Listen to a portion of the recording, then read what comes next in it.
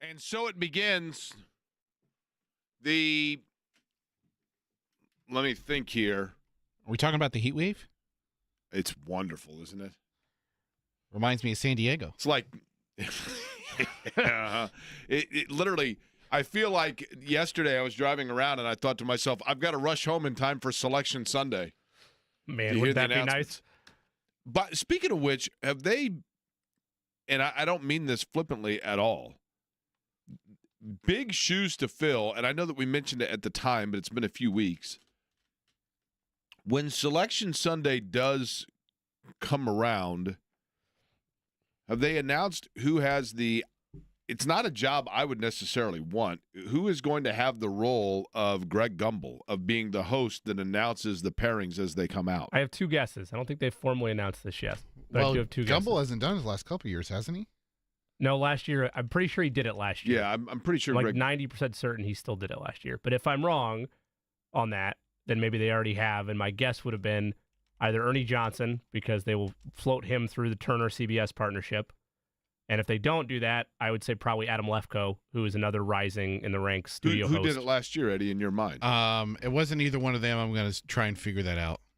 I'm pretty sure it was Gumbel. There might have been a year or two where he was off, but he was back on it, right? That's what I thought. It wasn't Gumbel. Because I remember I was like, "Where's Greg?" It wasn't him.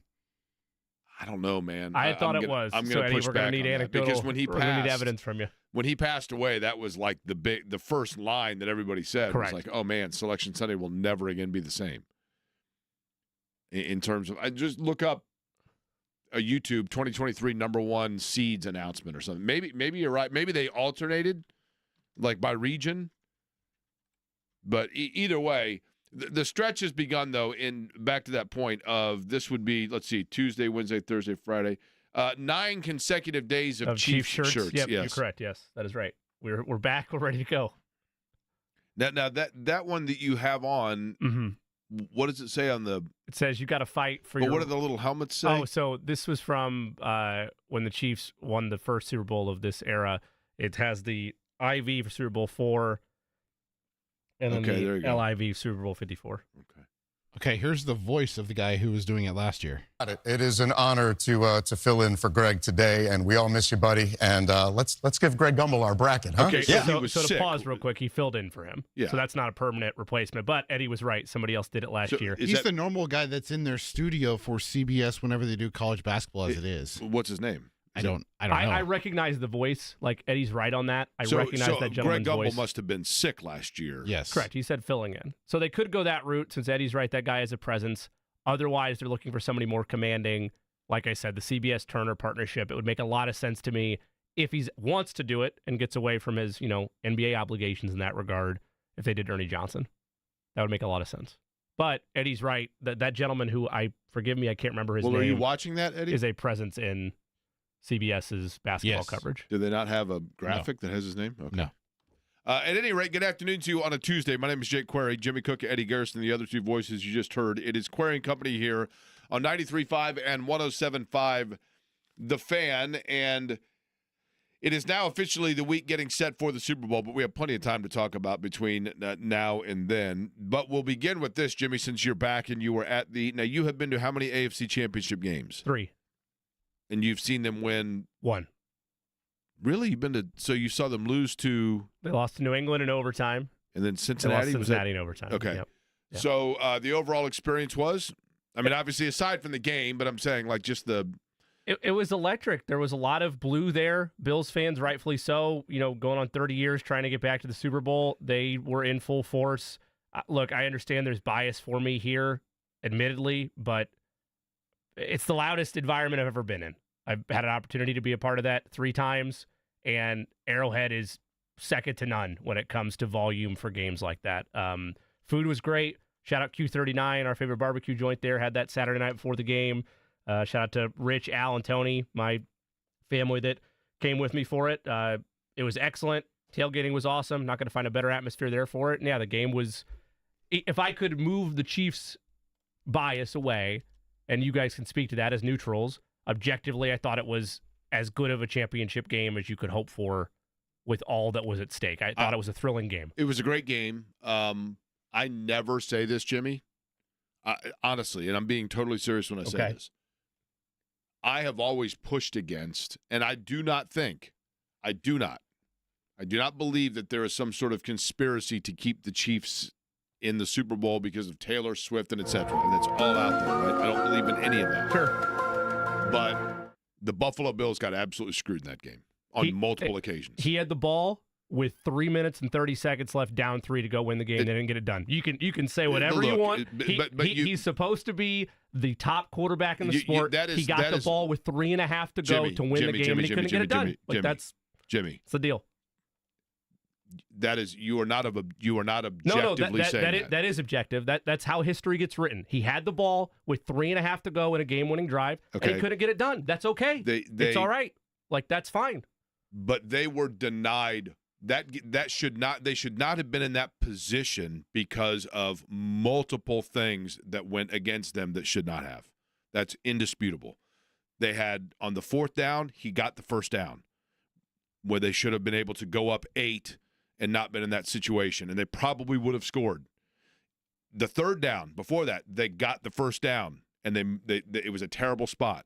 The score, and I can't remember the situation where it was, where Kansas City scored on a pass that was at best an interception, but at the very least, we can fight on that one if you'd like. It was an incomplete pass. There was a penalty for defensive holding on that play. No, hold on, wait, let me finish. There's a penalty for defensive holding on that play. They would have gotten the ball still. If you'd like me to continue the narrative of the Chiefs would have scored on that drive, and then the Bills don't have enough time to come down and score before half. So we can play all these hypotheticals of what could have been. I think you're showing a bias there. That's fine. You're welcome to. But I said the same thing you did in terms of a caveat for Kansas City would have finished that drive with a touchdown. No, but what I'm saying, what I'm saying is to say that Josh Allen, late in the game, sorry, buddy, you had your shot. They were denied multiple scoring opportunities in that game at no fault of theirs. The way that history writes these stories, Jake, like it or not, is if you get the ball in a 2-minute drill situation to go win the game, that's how you're judged. And I love Josh Allen, but that's what they would be saying. The same thing if the script was flipped and Mahomes had the ball with 3.5 to go. That's how it gets written. That's how today's sports media writes those stories. If you get the ball with a chance to win the game with 3.5 to go, and this is your moment, convert or don't. And they didn't. Spagnuolo fooled him. They fooled him on a 4th and 5. He didn't see the blitz coming. He made a heck of a throw. Kincaid dropped it. The Chiefs had to convert 2 4th downs to win that game. Blitz was coming. I think Allen knew the blitz was coming, and I thought he made an unbelievable play to get the ball. He's at least from the film studies after the fact, is that he checked into the wrong coverage, did not see the blitz coming, and had to make an incredible throw to save that play. And Kincaid dropped it. What I'm saying is he's one of maybe 3 quarterbacks in the league that even gets that pass. You're not hearing me argue that. It was an incredible throw. I'm not fighting you on that. But my point is this whole continued, and you started at the front you you're don't not have to get trying defensive to do it. about it. The bottom line is it was a game that 99.9% of people watching felt like one team very clearly had multiple occasions of very critical calls that never went their way. That's indisputable. And there's also, and I'm not going to waste our showtime doing this, but the touchdown drive that the Bills had before halftime, there were false starts that were missed. This happens every game. We are perpetuating now a narrative that officials are biased against Kansas City. Go ahead, Eddie. Your thoughts? Adam Zucker is the guy who we're trying to figure out the name of earlier. Okay. The CBS. So, anyway, my point is you get the chance to win the game, finally break that with 3.5 to go, and you come up short. That's life. That's okay. It happens. But to say that the only reason the Bills lost that game is because they got jobbed isn't true. I didn't say that. I did not say that. I would argue with you. Objectively, I did not say that. What I'm saying to you is in that game, going into it, there was a narrative that most people found to be false, that there's a bias to assist the Kansas City Chiefs. Sure. And anybody who went into that game, like myself, believing that was hogwash, it became more difficult to refute that claim because there were absolutely multiple critical calls in that game that went the way of Kansas City. Whether that was coincidence or by design, I have no idea.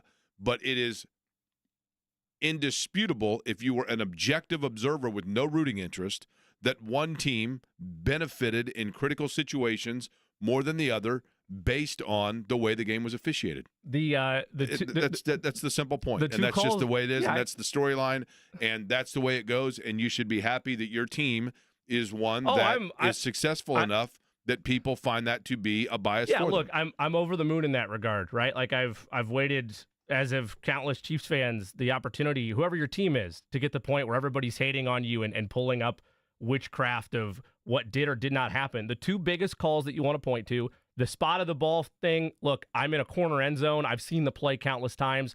That type of human error is why we need chips in the balls. Like, I'm not going to fight you on that one. They made the decision to go for it on 4th and 5. He didn't get it. That's fine. The drop or pick that you want to point to for Xavier Worthy that also was highlighted, there's a penalty on that play, even if they call it incomplete. They get the ball, first down, late in the first half, and Buffalo doesn't get the ball back to score a touchdown to end the half. So those two calls you highlight, one, I'm willing to concede, hey, that's a tough spot of the ball. What are you going to do? That's the human error of the game. But the catch itself, there's a penalty on that play. Kansas City would have kept the drive alive anyway. And I will contend, Patrick Mahomes, Tom Brady, whatever great quarterback you want to throw at you, it's fair or not, they find a way to win the game with 3.5 to go in the ball. And they came up short. Is Peyton Manning a great quarterback? I'd put Peyton in there too, yes. I think Peyton finds a way to win that game. Did you watch the Super Bowl against New Orleans? I did. What happened? They lost. And that was because Peyton Manning's not a great quarterback? He made a mistake. It's all right. It happens. I'm not saying Josh Allen's not a great quarterback. I think he's a top 3 quarterback in the National Football League right now.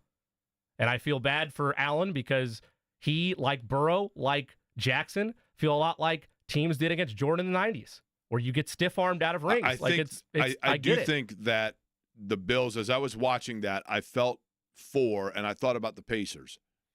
And the reason I thought about the Pacers is because Josh Allen, and yes, he may still get one, but Josh Allen has the misfortune, and this Bills team, which got better by making the change of getting away from Stephon Diggs, which seemed like a peculiar move at the time, but clearly it was some sort of addition by subtraction. Allen this year, I thought that was the best that I've seen him play in a long time. He was cool and composed that entire game. He made pass after pass. He made tough run after tough run. And as I was watching it, I was thinking to myself, the Indiana Pacers are, like I was explaining to Shannon actually, because we do this a lot when we turn on games. If she's not a huge fan of that sport or of those teams, she's like, okay, now who? And so I try to make it analogous for her to understand. And I don't mean that to say that I'm speaking down to her. She's right. So she was like, okay, so who are we rooting for in this game? And I said, well, you have the Chiefs, who are, a dynasty. They are preparing to win their 3rd straight Super Bowl. That's never been done. And I said, quite frankly, what you are looking at is Reggie Miller's Pacers when Reggie finally – now, granted, Reggie had his breakthrough when Michael Jordan was swinging curveballs. Right. But the 98 team – so this is the 98 Pacers with Reggie Miller trying to eclipse the Chicago Bulls. That's exactly where Josh Allen in Buffalo was. And the unfortunate thing for the Pacers franchise, their 2 greatest eras happen to be at the exact time of the absolute peak of Michael Jordan and the absolute peak of LeBron James. And you feel bad for the franchise because the timing is just terrible. And for Buffalo, I think Allen is still young enough and confident enough and has really hit his stride here in the last year. And much of that is because, if you believe it, his mechanics and his footwork that he has worked tirelessly on with an independent coach that is now going to work with Anthony Richardson. So there are parallels that incorporate Indianapolis in multiple accounts here. But as I was watching it, I was just thinking to myself, it is so – you never know when you're going to get back. That's why what Kansas City has done is so impressive. You never know when you're going to get back. Washington had a breakthrough year with Jaden Daniels, and you're thinking, holy cow, this guy's a rookie. This may be he's on the entryway here of what could be, but you never know that. It's the Marino complex. You never know when you're going to get back. That's exactly correct. Yep. I mean, RG3 in Washington, people know, look how great he was initially, and – the debate about, RG3 and Andrew Luck and which one's going to win the most Super Bowls. And here we are, and both of them should still be playing, and both of them are out of the league. So you just never know, right? And that's where I feel bad for Buffalo, because their opportunities are man, it sucks to pick your best era and with a young – now, he's still, I would say, young franchise quarterback. He's prime franchise quarterback right now.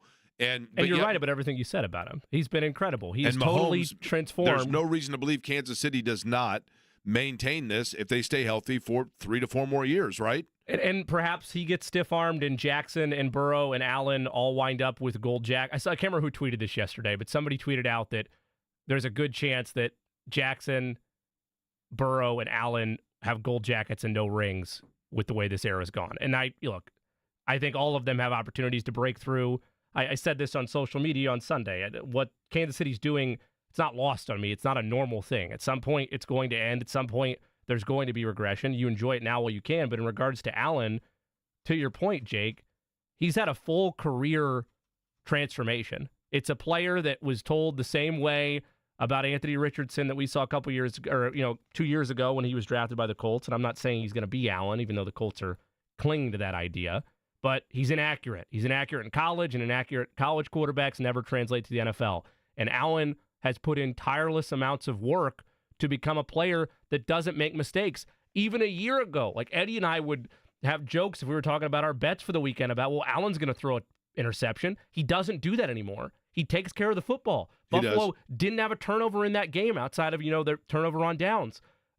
They were perfect, and it sucks, and I feel for the Bills. I do, because I think all Colts fans and anybody that roots for a team that has to push and push and push to finally break through, it sucks. But at least you have the quarterback. And also, Jake, as you brought up, he's still at the height of his powers. He's still in his prime. And if you were to make the short list of best quarterbacks in this era, he's right there in your top 3, unquestionably so. I just think he's a great story. It's awesome. And listen, what Colts fans have to hope for, and the time is now. And I know that the comparisons to Josh Allen have been made, and they've been made probably exhaustively. What do Josh Allen and Anthony Richardson have in common? Well, a couple of things. One thing that they have different, Anthony Richardson was a prime recruit coming out of high school, as is evidenced by the fact that he went to the University of Florida. And at the time that he was going there, it kind of at peak Florida, coming out of, but still big-time program Florida. Richardson was a high-profile enough recruit that he's part of a documentary about high-profile recruits when he was a senior in high school. And the raw athleticism is what people fall in love with. The size, the durability, the ability to run, and I hate the term arm talent. Arm strength is probably a better word for it, right? Like the arm, it's the arm talent. Sure. Yeah, guy's got arm talent. Is the arm playing a harmonica? Is the arm like doing a dance? Like, what is arm talent? You're expecting a golden ticket to Hollywood? Just wait until you hear the arm sing. It's incredible. Yeah, right? Arm strength. Yeah. He can throw the ball a long way, whatever. So Richardson has those physical traits and characteristics that Josh Allen exhibited in later college. Josh Allen, obviously, coming out of high school, was sending tapes to Fresno State every other day, and Fresno State was like, yeah, man, we're good. We're good. So he goes to community college, sets passing records there, sends tapes again to Fresno State. Fresno State, not UCLA, not USC, not Texas, not Alabama, Fresno State. They have a high bar there. And Fresno State says, no, we're good. Now, Fresno State has had quarterbacks in the NFL, don't get me wrong, sure, right? But nonetheless, they pass on it, and so he ends up at Wyoming. Again, not Alabama, not Penn State, Wyoming.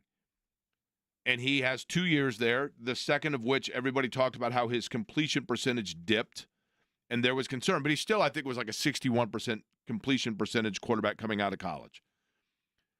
Anthony Richardson is different in the fact that there was a lot of praise and expectation, so he knows spotlight. Allen had to learn how to play in spotlight. Maybe it's best that he went to Buffalo and not to Washington or not to San Francisco right away. Sure. But nonetheless, he learned how to play in spotlight, but he had to work on the mechanics to get himself. I think personally there was more there than he was given credit when he came out of Wyoming. But Anthony Richardson, with Allen, if the mechanics were the only thing holding him back from becoming, because he threw some lasers on Sunday. Mm-hmm. Like he put the ball in windows that touchdown before half was maybe a throw 2-3 guys on the planet can make. And there's a lot of those, right? Yeah. Richardson doesn't, to this point, it doesn't even look like mechanics are the issue. Like, because he is just unless it is he's Adam Dunn. Unless it's a 550-foot home run, it's a strike and a miss, a swing and a miss. Yeah. And so is Josh Allen's individual coach going to be able to translate for Anthony Richardson? That's the hope. And we'll see. The other question is, like, as I was talking about with Buffalo, if this window for Buffalo is, a 2 to 3 year window to take advantage of prime Josh Allen, the window for Indianapolis to know when to go full bore with this with Richardson or punt and go elsewhere is probably, one more year? Yeah. Maybe 2 at the most? I mean, I think it's a solid 1 unless he shows great improvement this year because of what's at stake for all the jobs involved. Like, if he struggles again this fall and there's no win-loss improvement, like they missed the playoffs, I don't know how you bring back Ballard. And if we're talking about him being gone, is the next guy just going to give carte blanche to Richardson and say, hey, I fully believe in you. Yeah, Let's keep it's a good this question. thing going. It's a very complicated spot for everybody involved. I mean, it does. Here's the thing, though. When you watch Kansas City, when you watch Buffalo, and clearly those two were the cream of the crop. Baltimore is there as well, right? So I'll put Baltimore in that mix. But those three, when you watch those three, and then you think to yourself watching Colts games, you realize how far off the Colts it's a are. different sport. They have no speed. They have no athleticism. They have no range. Now, having said that, I think most people know my Kansas City Chiefs is Clemson football. I'm a Clemson football fan, right? I know I went to Indiana, and I grew up, trust me, when I was at Indiana, I was like the one guy that actually exercised my student tickets and went to every Indiana football game. So I'm not, but I have always been a fan of Clemson football. When Clemson in the last handful of years was in their peak, I would take buddies down to the game, and they would say, man, I got to be honest. I'm used to watching IU games, and then I come down and watch this, and it's 2 totally different spheres. Yeah. But what we have seen for an Indiana standpoint is you get the right coach and you get the right belief, and you can turn it around quickly, and you can get there now up into that upper stratosphere. Now, staying there's going to be a different story, but it can be done fairly easily. So you're hoping for the Colts' standpoint and the way the NFL is set up, between the way the schedule changes based on having a bad year, between the draft, free agency, et cetera, et cetera. But they need athleticism. They just, to me, when you watch Kansas City, Buffalo, Baltimore, Philadelphia, if you look at what Nick Sirianni's doing with Jalen Hurts, but they've got weapons all over the place beyond just Saquon Barkley's the guy that we talk about. Sure. Right? But they got weapons all over the place. They have undrafted free agents that are scoring 50-yard touchdowns. They have speed at every position. And Bill Polian was the first that I ever heard say on a regular basis about the speed of the game. And I remember Polian saying, look, this is not a contact sport, it's a collision sport. And the way that you survive is you get guys that are fast enough to avoid collision. And people mocked Marvin Harrison. Keyshawn Johnson mocked Marvin Harrison when he was mic'd up on Monday Night Football about, oh, that's how he gets his yards? He falls down, he goes out of bounds? Well, guess what? Marvin Harrison was playing for like 5 more years while Keyshawn Johnson was on television because he extended his career by avoiding collision because he had speed, open field space to be able to do that. And, there are other players. Barry Sanders. You know what Barry Sanders said made him the best running back arguably in the history of the league? I saw an interview with him. Matter of fact, I take that back. It might have been me that interviewed him and asked him this one time on Radio Row in the Super Bowl. Barry Sanders, pride of Wichita, Kansas, by the way. Barry Sanders was talking about what made him a great back. He had eyes in the back of his head. He had a sixth sense like nobody else's business.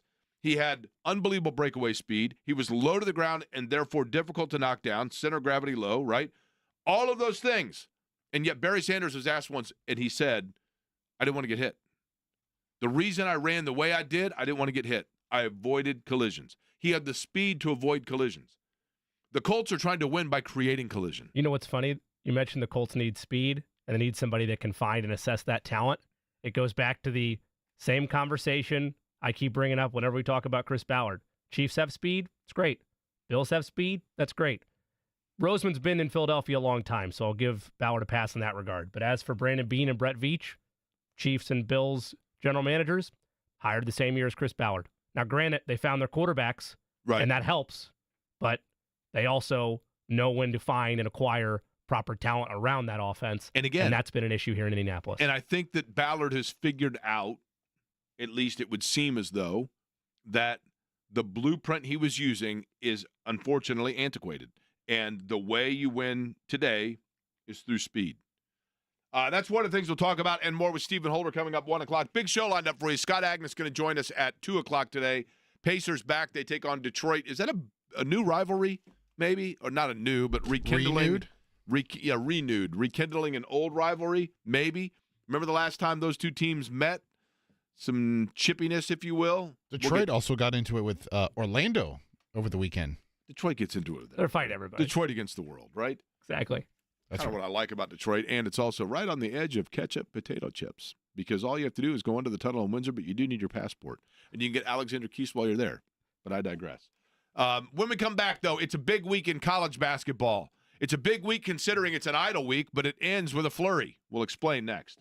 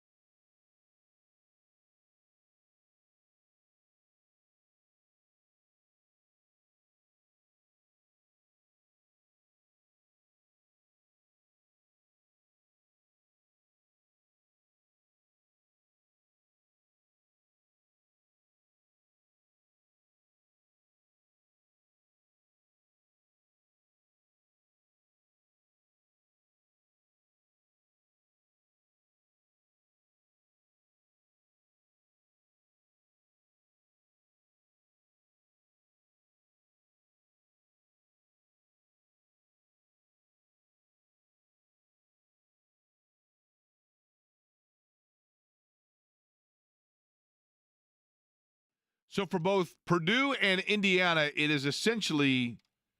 Remember when you were in school and they had dead week? It was like the week before finals. Yes. Whenever finals week came around, I always wanted my finals like let's go get them. I wanted them all on like Monday and Tuesday. Yeah, and then have the rest of the week just to It's kick just your the feet back best. and You had count down that to break. One jackass, and you're like, what are you doing? Like, all my finals are on Thursday, dude. That sucks, right? So for Indiana Purdue, it's basically dead week, and then obviously the big showdown coming up on Friday, and we will get much more into, especially over the course of the week, the discussion about, there's a lot that may happen.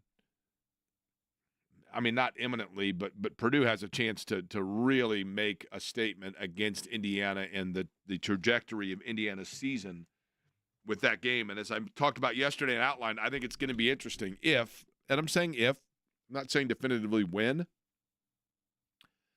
but if Indiana drops both of their road games, meaning at Purdue, and then following that they go to Wisconsin. You could pretty much guarantee the second, by the way. I know I said this a lot the last week, time, 98. I don't know if you know this or not, but the last time, it's actually kind of cool. The last time Indiana won at Wisconsin, back then, Wisconsin wasn't necessarily as good, and so they didn't have the rabid fan base and everything else, and, they hadn't. So Indiana was able to basically go in, and when they won the game, there just wasn't the overall attention paid to Wisconsin basketball.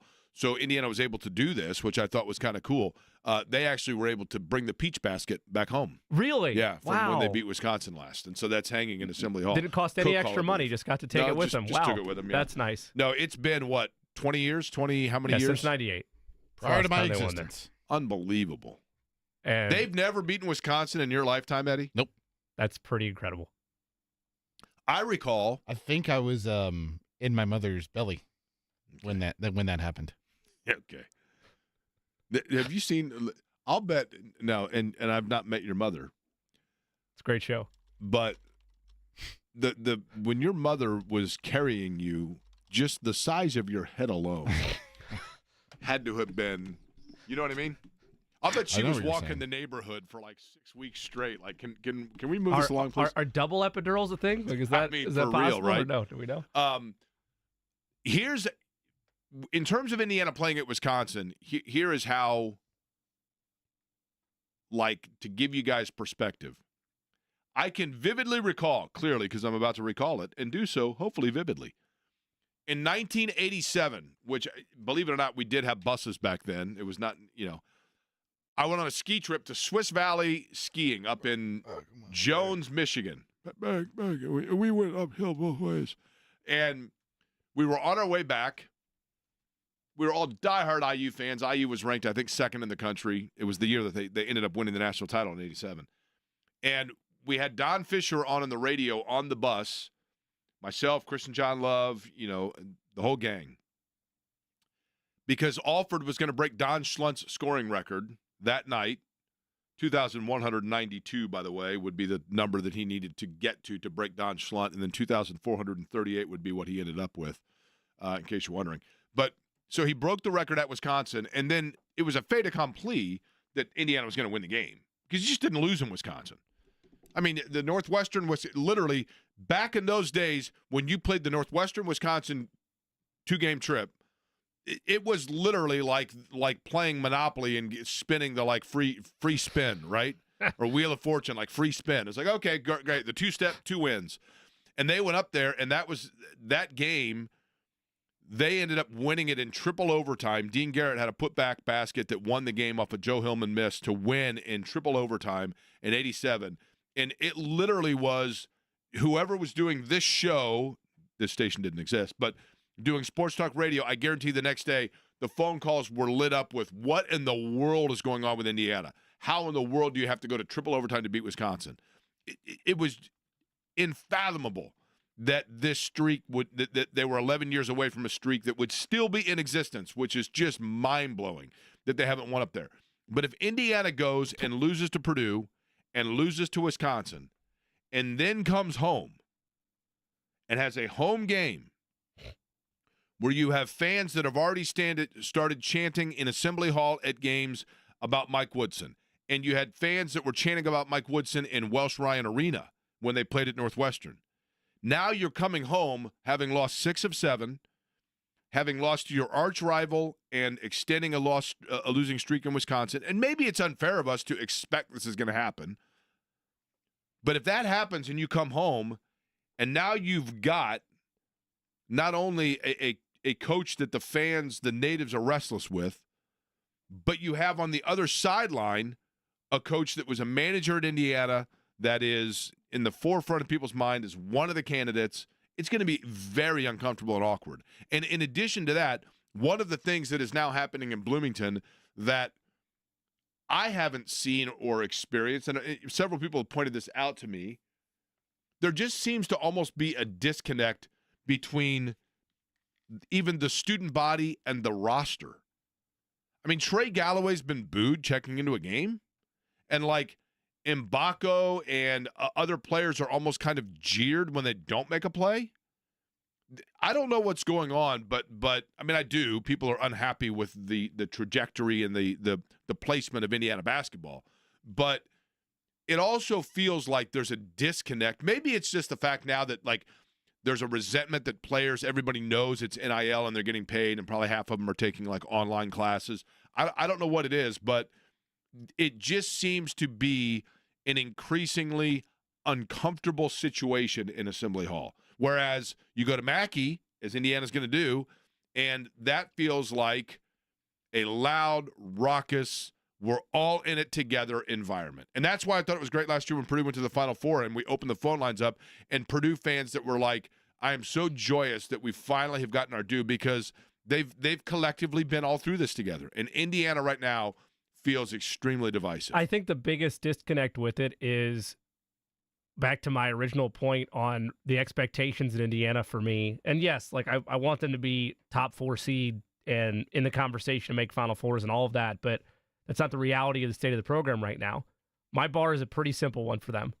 NIL, the resources and the prestige of that program, you should be able to make the tournament every year pretty easily. And it hasn't been easy for them. At no point in the Mike Woodson era, aside for one season, has it been easy to get there. And they've only gotten there twice. And now it's 2 years in a row, if this trend continues the rest of the season, which I think it will, of lethargic, lackluster play. It's not an enjoyable product, and the fan base starts to turn on you in year 4. Like I feel for Mike Woodson, the player, and Mike Woodson, the alum. I don't think with any of us in this room it's personal against him. It's just frustrating for the IU fan base, because you look at their tournament resume right now. If the season ended today, they are not a part of it. They don't have a bad loss, but they have struggled mightily whenever competition has been above Winthrop. And that's the reality of what you're going to have to rewrite these final 10, 12 games of the season. At Purdue, at Wisconsin, at home against Michigan, at Michigan State. Those are all top-tier quad 1 games. And you look up and down that list, and I don't know Indiana to be favored in any of those games. Like, there's an expectation of them to continue to stub their toe and fall and go quietly out with a Mike Woodson either resignation or a parting ways by season's end. I don't see this light getting any brighter for them. I think they get rolled at Purdue, and Wisconsin is what Wisconsin is for Indiana the last 26 years. 26-year anniversary just a couple days ago, the last time they won. That's Madison. What was the number 1 song that week? Ooh, Eddie? If you had to guess, who is the you got pretty good odds here of, if you're going with number 1 song in 98, you got, Boyz II Men is a high possibility, Probably. right? Mariah Carey would be a high possibility. Are we're still a year or two away from Backstreet Boys or NSYNC, right? I was going to say that we're still those are just away from them. What was the date of the game? January 25th, 1998. Okay, January 25th of 1998. Okay, I know the answer, by the way, to your question. you have it. Yeah. Can you give Jake a Here we go. genre? I actually have it right here. Oh wow, I'm not even. Do I know this song? By title, I don't. Like, it's one of those. By title, I don't know that I know it. Oh gosh, did you see what was right before it? So which song do you have? Let me make sure that I have it correct. Together Again by Janet Jackson. No, I've got. Well, you're right because she took it over on. No, the week of the 24th was Truly Madly Deeply by Savage Garden. Oh, that was the week. I was looking at the specific day. So in other words, No, so Together Again became number 1 on January 31st. And you said it was January 25th? Yeah. Yeah, so that was 6 days after. So the number 1 song when it happened was Truly Madly Deeply by Savage Garden. Now, the good news about that it song... could have been getting jiggy with it if the schedule had just been a little here's bit the thing. longer. At least it unseated Candle in the Wind by Elton John, which is the lamest thing ever because, while it's a great song, the dude just kept redoing it every time someone would pass away. Well, Elton John has a special song. He changed 3 lyrics. Come on. It's called Finding Your Lane. I guess, right? Profiting. My Heart Will Go On by Celine Dion, also in that same stretch of time in February. How about it? Listen, there's a reason why in those days I was working at the cigar store, then at Channel 6, and then going and hanging out at the Vogue. So I didn't have to listen to half of this crap. There's something else, by the way, that I found interesting about the Mike Woodson era with Indiana that I'll get to next. And I promise we'll get back into Colts because Stephen Holder joins us top of the hour.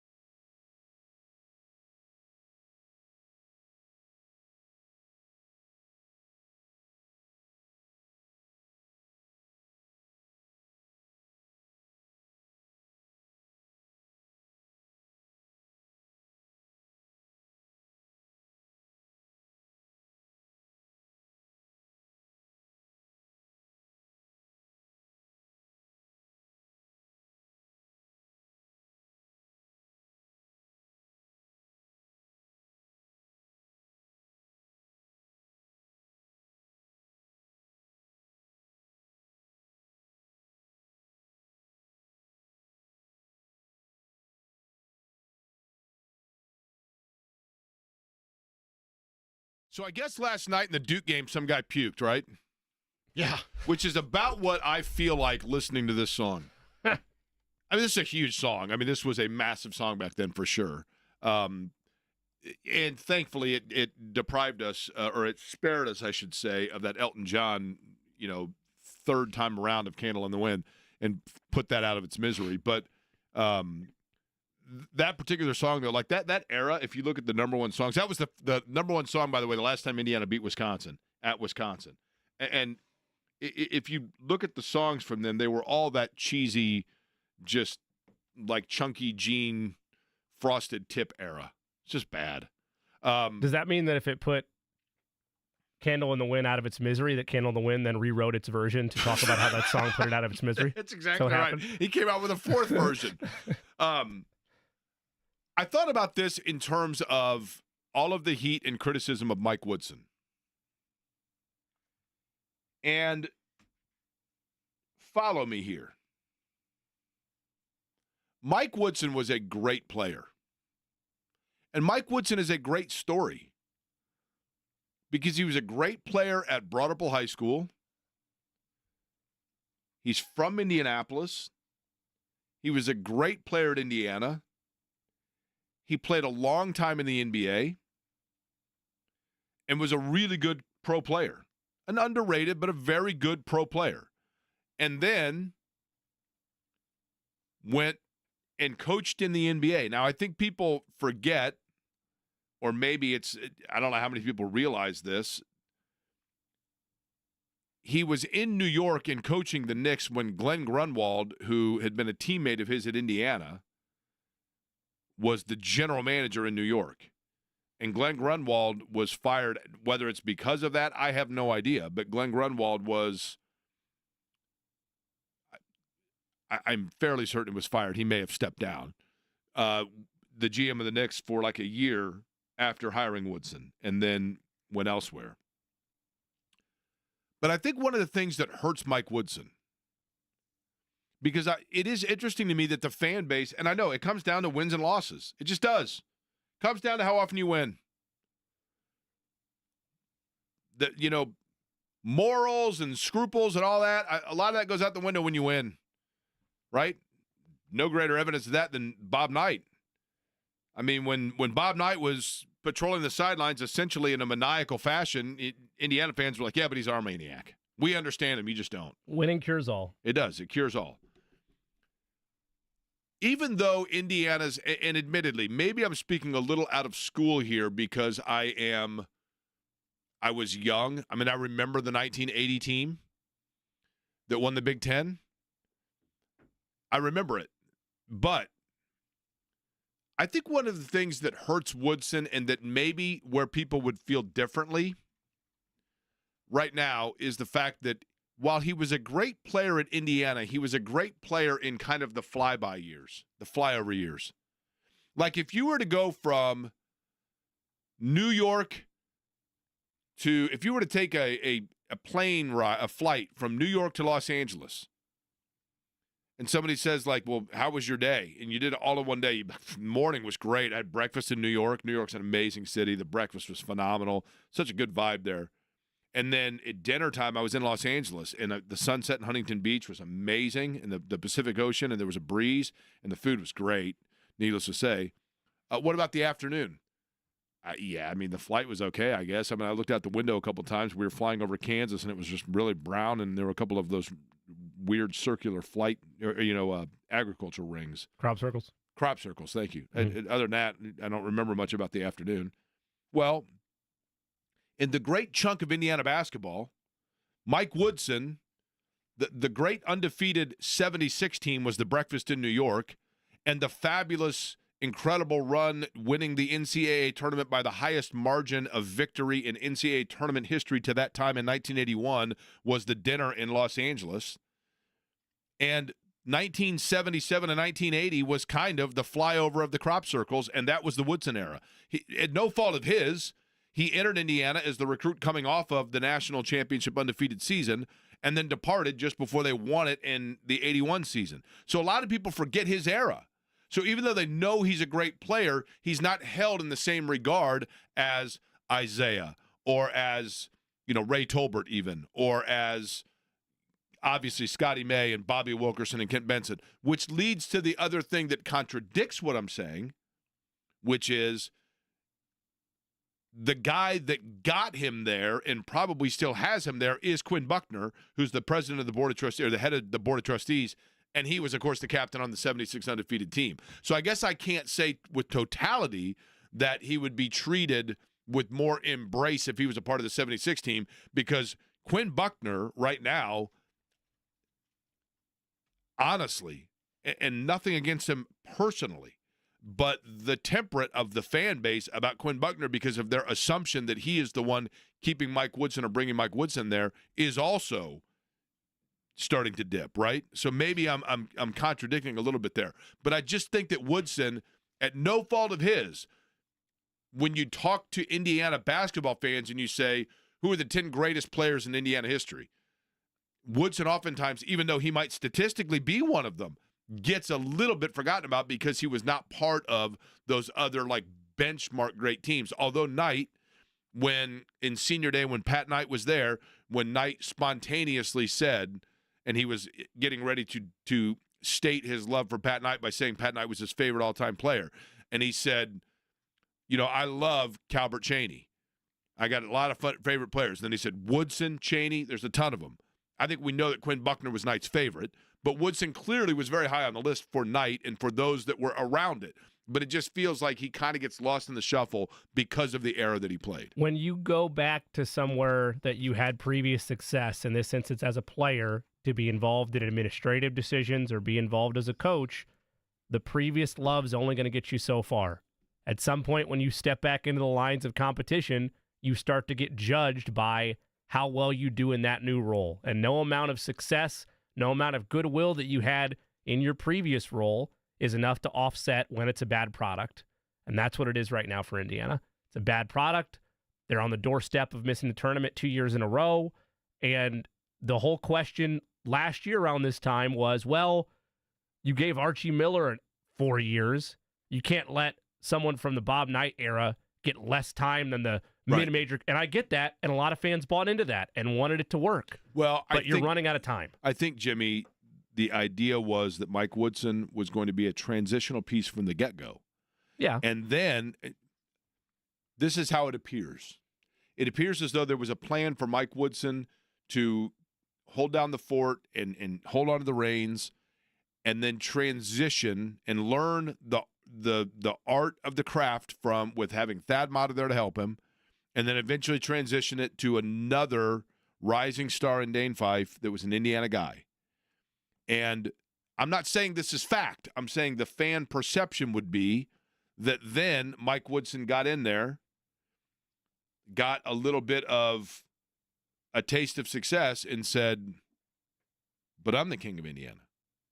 I mean, my golf outing says the king of Indiana. I don't need these two guys. We're doing just fine. And then they were set off about their way, and now I'm the captain now. That's how it looks, and he's entitled to that, and I get it. But when that happens, then you better hope it goes flawlessly. And when you are in the situation they're in now, there's going to be a lot of critique and criticism and question about it. And I think most of it at this point is fair. I think we're past the point of it being overreactionary. This is an Indiana impatient fan base. No, I think a lot of it is fair. But we've talked a lot about Indiana for the last couple of days. I realize, so I'll give you folks reprieve. Colts talk and NFL talk with Stephen Holders next.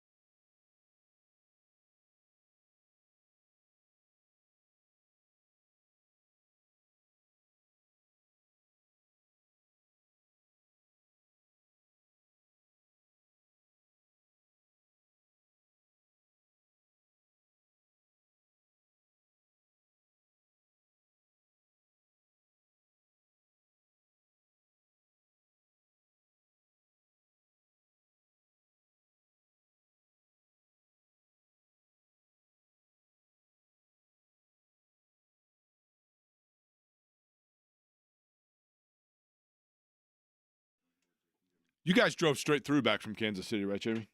Yeah, we did. But Jake, I stopped at a place. Don't guess. But I stopped at a place, and I can now change a ranking system that I gave out last year. You told me that I needed to stop by this place for my rankings to be complete. No guesses, but we'll get to that later in the show. Okay. Let me ask you this. The place you stopped, you were there for how long? 15 minutes? 20 minutes? Is it mostly known for the South? Primarily, yes. Okay. It enters a certain, this will probably give part of it away, but don't guess yet. Save it. It enters a food war discussion we've had in the past, and I was told my list was incomplete without it. Interesting. Okay. Stephen Holder joins us now, and I'm sure thrilled to be doing so based on that tease. On the Express Pro Tire and Auto Gas line, of course, you can read his work at ESPN.com. Stephen, I'll begin with this. I want you to we'll play Fact or Fiction with Stephen Holder. I was mentioning that when you look at Buffalo, you look at Kansas City, you look at Baltimore, it feels like those are teams that are designed, obviously, to play with speed and open space. And in a collision sport, they appear to thrive based on having players that avoid collision, whereas the Colts feel like they were built to be a team that Chris Ballard wanted to be a collision team. And it's finesse, not muscle, that wins in today's game. Fact or fiction? So I would say fiction with an asterisk, and here's why. I think what you're seeing with those teams is that they can do both. And maybe this somewhat strengthens your argument. I think I guess I'm not invalidating the argument. I'm saying there's something to it, but I'm saying I think you have to be versatile, and that's what they are. They are teams that can beat you in different ways. They can play different styles. You look at Baltimore, for example. I think is a great example. Baltimore obviously has Lamar Jackson, who in the open field is like Houdini. But then you counter that with obviously a power run game, right? With Derrick Henry, who can just bludgeon you. And they on defense, they will certainly punish you on defense too, right? I think about Roquan Smith, but take the Bills. The Bills are a team that's going to throw the ball all over the place, right? But then you also have, Josh Allen, who, weirdly enough, as the quarterback, right, is a hell of a power runner. You know what I mean? So I think it's the ability to play versatile styles and to be able to adapt. You've got to be able to adapt in today's NFL. If a team successfully game plans against you and they figure you out, do you have something else you can go to? And this is what I would say about the Colts, and I'll wrap it up here. The problem I've had with the Colts is I don't know what the hell they are, right? What's their identity? Are they a power team? Are they a finesse team? Are they this team or that team or that? What are they? Tell me, because I don't know, and that's, I think, the problem. Stephen, in regards to what Jake brings up about speed and that being what wins today's NFL, I keep going back to that list of general managers that were hired around the same time of Chris Ballard. And perhaps some of this is a tired conversation because we know he's getting one more year and, they're not going to suddenly change tact and be like, well, you know what? We were wrong. Let's go ahead and hire somebody else now off the street. But Brett Veach, Brandon Beane, both represent the AFC as finalists in that game on Sunday. Both were hired the same year as Ballard. And the key part is they both all got the quarterback right, which I know helps solve everything else, but they also build more modern NFL-style offenses. Is that more proof in the pudding that is what it's going to take in this last-ditch effort by Chris Ballard to change philosophy, to change tactics, and figure things out in what feels like a gotta-have-it year for both him and Anthony Richardson? Well, I mean, I do think that you should be continually adapting. I mean, just kind of the theme of this conversation so far. You should always be sort of just moving forward, right? The league changes very quickly. And so your philosophy has to kind of adapt with it, right? That's just a reality. So I would be interested to see, if that happens this year with Chris Ballard, because I do think that he has been, certainly very, very slow to change. I mean, he admits that even. So that, I think, is something that you can take away from that. That's an observation.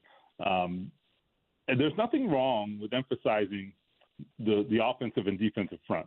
Okay, that still wins. Okay, that still wins. There's no doubt about that. I mean, find me a team still playing or in the last couple of weeks who just has a god-awful offensive line, right? You won't find one because those teams went home pretty early. But that being said, it goes beyond that, right? I mean, you can have a great offensive line, as the Colts proved for years, for several years. They had, I thought, a top 5 offensive line, and what do they have to show for it? Not a damn thing, right? So it goes beyond that. You can't get so tunnel vision in building parts of the team that you neglect others. And you can tell yourself, yeah, football's won in the trenches, and it is, but being in the trenches, being good in the trenches alone is not good. It's not enough. It's just not enough, right? I mean, it can't be one or the other. It's not either or. It has to be all of the above. So that's what I think about just team building just generally, and I hope the Colts come to understand that.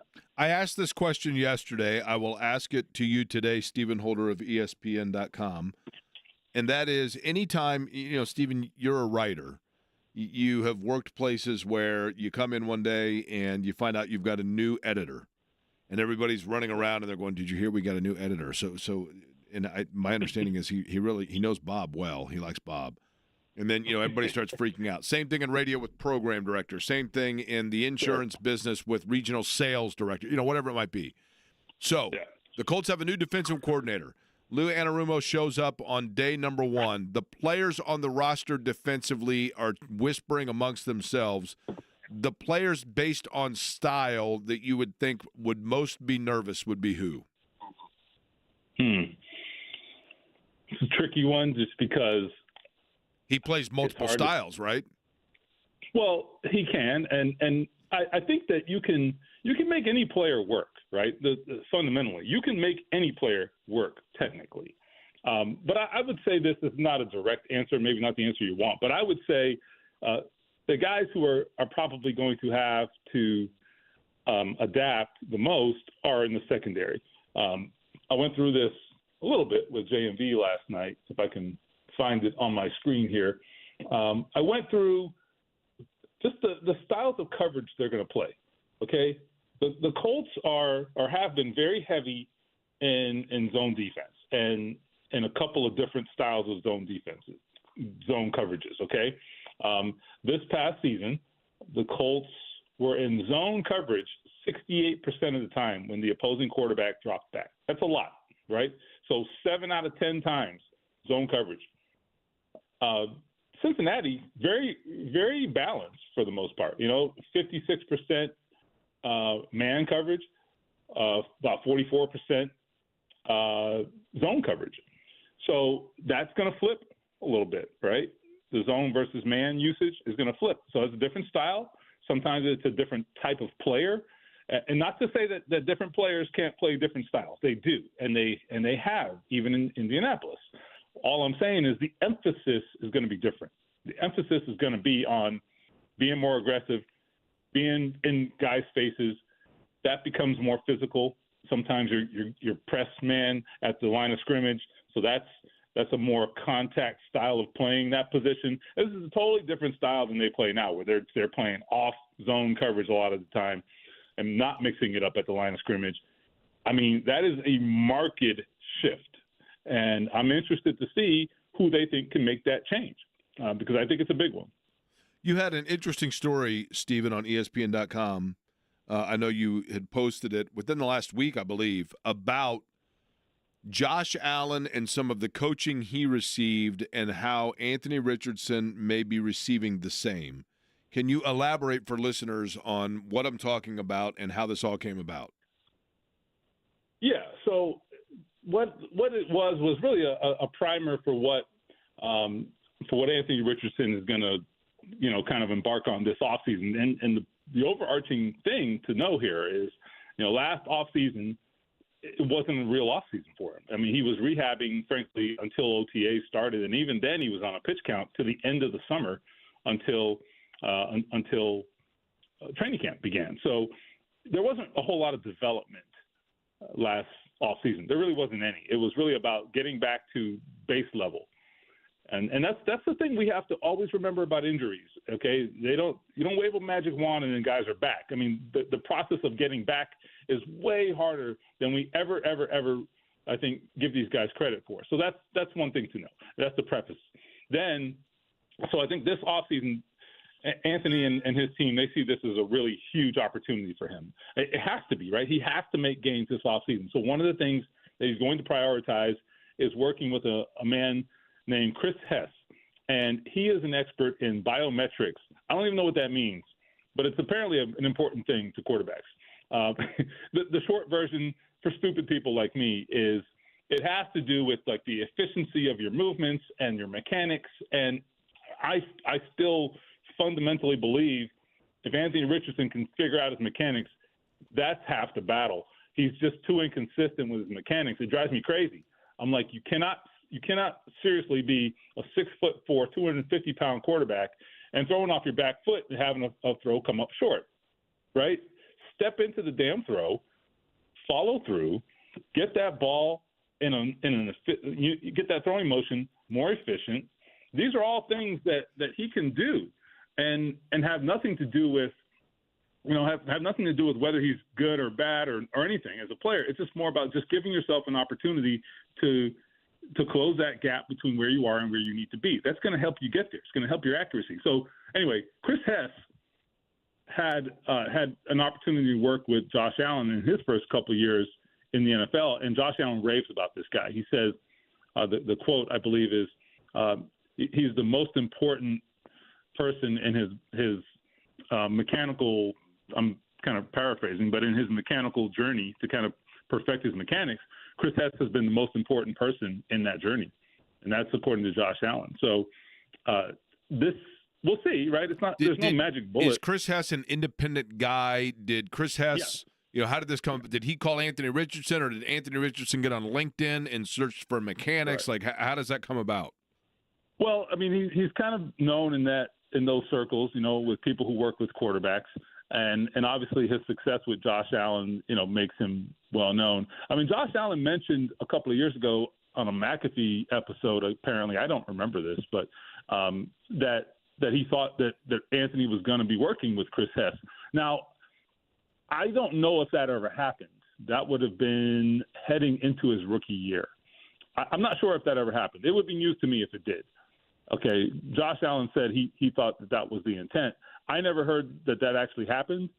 So I know some people have countered what I wrote with saying, oh, he already did this. Well, he may be, but I had certainly not heard that before.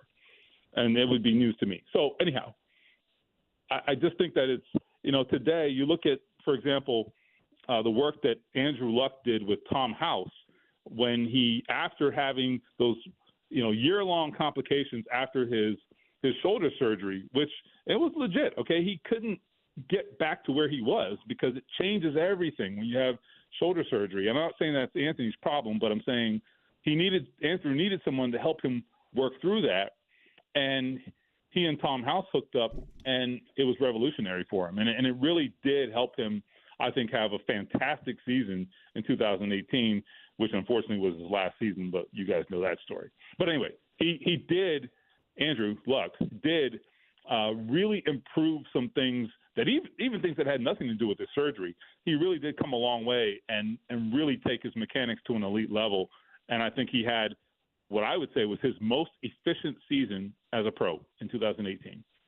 Colts beat writer for ESPN.com, Stephen Holder, our guest on the Express Pro Tire and Auto guest line. Stephen, from your vantage point, let's assume that he didn't meet up with him in the past, like you said, that McAfee had potentially suggested. This is the first time he's meeting Chris Hess and Anthony Richardson. Desperation, leaving no stone unturned.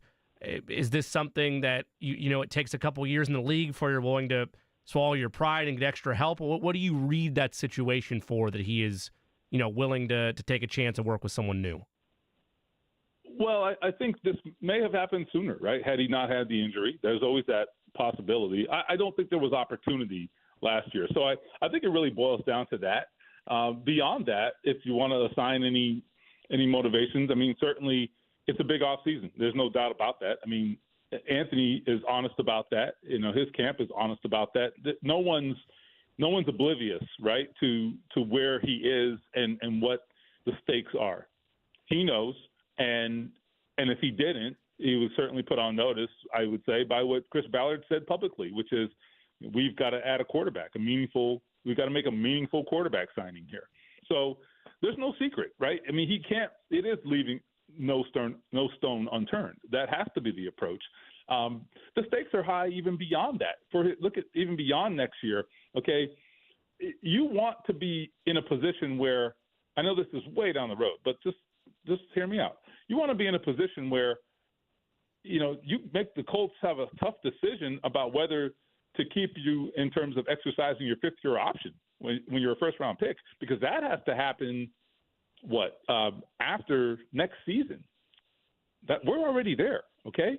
So, I mean, that's – and if you can get to that fifth-year option, just from a financial perspective, you're talking about going from – I don't know what the numbers are off the top of my head, but, I mean, you're talking about, with a quarterback, easily a $15 million raise, okay?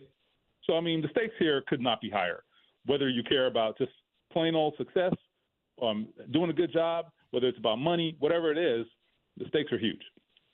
Stephen, what sort of things, like in the next week, 2 weeks, are you working on in terms of like Colts storylines and maybe things that might be around the corner as we kind of go into, hard to believe, the phase of the offseason? Or is it strictly right now helping out with, say, Super Bowl stuff, and then you get back on the Colts beat? Yeah, I mean, I do have a lot of NFL-wide coverage that I'm doing right now. I do have a story on Anarumu that's coming out that I mentioned. Excuse me. And really what that is going to focus on is, I think, just how specifically some of this will change philosophically. Because I think I wrote a story about Anarumu, but really it's in the context of the larger picture, which is the Colts have to make some philosophical shifts this year, whether that is Chris Ballard and the way he assembles his team and how he goes about building it. That's a philosophical shift they need to make. Whether it's on defense, the style of defense they're going to play, that's a philosophical shift, right? So I think this is a microcosm of what they need to do in the bigger picture, which is they have to shift in a lot of areas because they've gone down that same road for a long time and they just don't have anything to show for it. So if they're truly about making a philosophical shift, then this will be just the first of several examples. What they've done on defense so far, you would think it would be just the first of several others. We will see. I'm also going to head down to the Pro Bowl. I guess that's become my job now, I guess, at ESPN. So, and there's some Colts down there. So I'll be eager to talk to them, see if they have any thoughts on what has been said and done in the last couple of weeks. Namely Zaire Franklin, right? Looking forward to catching up with him, for example. Stephen, by the way, are you going to Disney World unrelated? You going to hit up there or no? Just a quick trip. I am not, okay. But I will definitely try to get a round of golf. Do you know, Stephen, do you want to hear an interesting fun fact? This is one of those things that I had never, ever, ever, ever realized. And then now that I saw it and realized it, I'll never unrealize it. So you have Disney World and you have Disneyland, right? Correct. Now, a lot of people get confused by which one's which, right? Now, I never realized this. I'm a very good Disney employee, so I'm very well versed. But go ahead, yeah. And I don't know if this is intentional or what, but it blew my mind. Okay, do you know that Disney World? Now, Disney World is in what city? I mean, it's Orlando adjacent. Okay, like Buena Vista. If you're flying to Disney World, you fly to what city? Orlando. And what is Orlando's airport code? MCO, actually. Is it not ORL? No. Okay. It doesn't make any sense. I've seen this. But Orlando's abbreviation, I guess, would be ORL, right? I think, yeah. Okay. I guess. Disneyland is in what city? What metropolitan area? Greater Los Angeles. No. Which is L.A. So if you look at Disney World, Disneyland, the two letters that jump out are ORL and L.A., and now you'll never forget which one's in which. I'm so confused right now, which I think was the point. No, hold on. Now, Stephen, how can you be confused by this? Work with me here. Okay, now, Disney World, right? So you're a kid, and you're like you're like fifth grade and you're trying to remember which one's in which. And so you write it out, and when you write down Disney World, you have to write O-R-L, and you're like, oh, that's the first three letters of Orlando. I thought it was the airport code, but it's the first three letters. That's in Orlando. And then you write out Disneyland, and you get to Disney, and then you put L-A. Okay, well, that's Los Angeles. That's Disneyland. There you go. You'll never see now you didn't need to know this because you're from that area, but you'll never unknow it now. No, I mean, how could I? I mean, I spent 5 minutes of my life learning this. I'll never forget it. We spent 5 minutes yesterday over another brain dropping that happened to me at 3:28 a.m., which is why are there no left-handed catchers? That would probably be hilarious, though. They haven't had a left-handed catcher in Major League Baseball since 1990, and he played 3 games. Is that for real? Wow. Is there anything you hear on this program that's not for real? No, this is real. This is in-depth research and journalism. I know. I take it very seriously. In fact, Stephen, amazing actually. In regards to the state of the AFC South, Jake has called it, a walking vat of suck. We laugh about it with the NFC South being, the bottom of those two conferences. Coaching changes continue to happen. Outside of maybe the most awkward Duval in living history for the Jaguars, what do you make of Liam Cohen and what is happening down there with yet another coaching change in the Trevor Lawrence era? Well, first of all, can we just say that the AFC South has no shortage of entertainment, okay? That's fair. And it's funny because the Colts are actually not the butt of the joke right now for a change. But, Tennessee hasn't fired anybody in at least the last 2 hours that I know of. So that's good. The Jaguars apparently have no idea what they're doing. Apparently, they were the last, or Shad Khan was the last one to realize that no one wanted to work for his general manager. The entire NFL knew this, but somehow their own owner did not.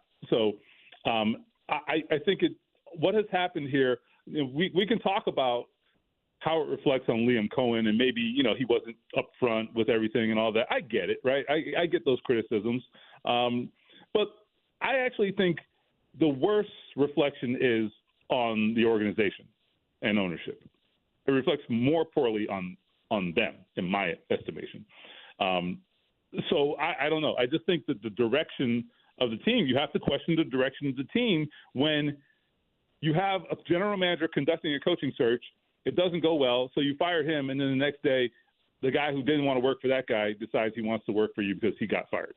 I mean, what? That sounds like a clown show. I'm sorry. And I'm sorry. It just doesn't give me any confidence that they have good direction in that organization. And I get it. I cover the Colts, and there are all kinds of questions there.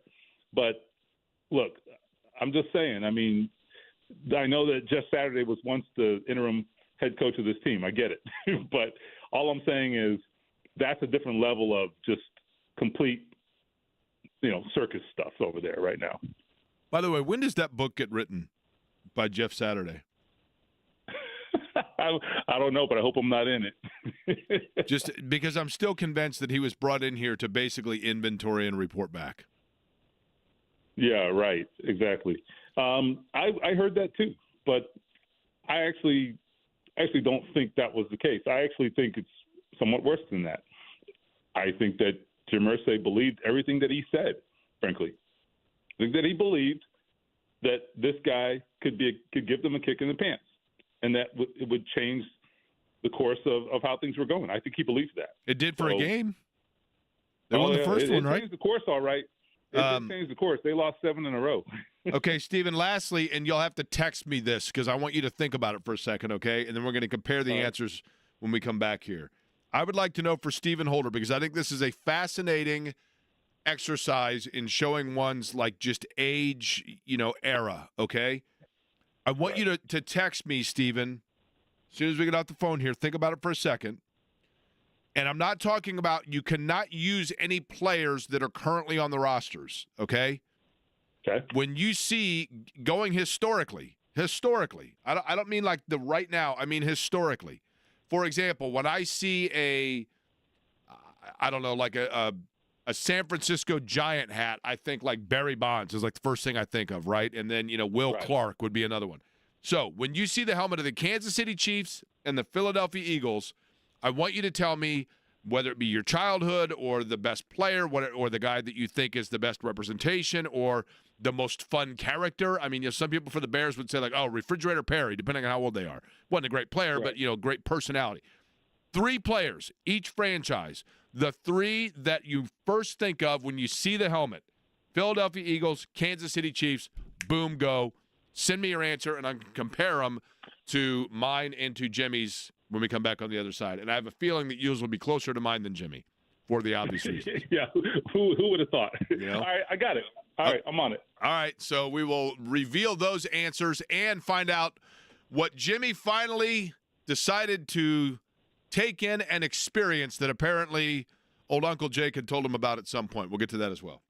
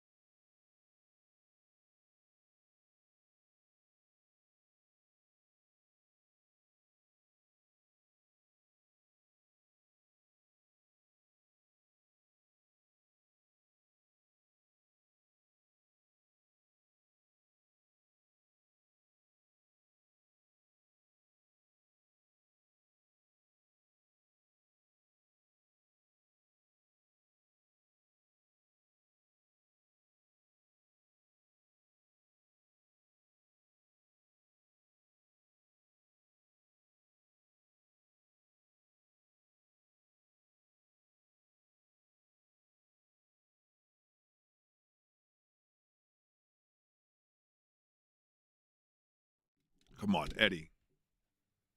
Come on. This is I believe, the widest sold single of all time. And look, I think Elton John is obviously one of the greatest talents of our lifetimes, which is why it befuddles me that he has a song called Candle in the Wind that he writes about Norma Jean Baker. And then when Ryan White, and I am extremely grateful for everything that Elton John did for Ryan White and the kindness that he showed throughout all of that. I mean, Ryan White was a year older than I, and I mean, I remember all of that very vividly. But he did Candle in the Wind at Ryan White's funeral and just like changed like 2 words. And then when Princess Diana passed, and I know these are all tragic situations, but when Princess Diana passed, he's like, I'm going to do a song for Princess Diana. And it was like this high anticipation. And then he comes out with it, and instead of Norma Jean, he just changes it to England's Rose. And I'm like, real? Like, did he just jot that down on the way to work? All right, Steven sent me his 3. First off, Jimmy, I would like to know this. So can I guess what it is that you tried? Because I'm. Yeah, we can open it for guessing now. I feel like I gave enough clues where you're going to get it, but yes. At first, I was thinking that you had been to Buc-ee's. I'd already been there. But then I started thinking about it. I'm like, well, maybe it's like Wawa, and then there's the Wally's that's kind of like Buc-ee's also. I think there's one of those here in town. then I got to thinking about it, and I think that you are in agreement with me on this, and I know it's a hot take. It's either one of the two of you, and I can't remember which, thinks that In-N-Out is overrated. Yeah, that's not me. You do not, Eddie? No. We were both, I think, adamant believers in In-N-Out, and you pushed back against us in that I think regard. In-N-Out is just fine. I just don't think it's like the end-all. I just don't get it. Yeah. It's fine, right? Shake Shack, when I had it once out west, I was a little underimpressed with. You're red hot, by the way, in terms of where your guess is. So I'm guessing that you tried Whataburger. I did, yes. Okay. Whataburger, if I'm not mistaken, is basically like Burger King, except for that the one selling feature is they offer barbecue sauce as a dipping sauce instead of ketchup. And they have a spicy ketchup as well. It's apparently pretty popular. I tried that. That was good. Maybe that's what the other thing I'm thinking of. Yeah. So what were your overall thoughts? It was good. I enjoyed it. I'm glad I added it to the list.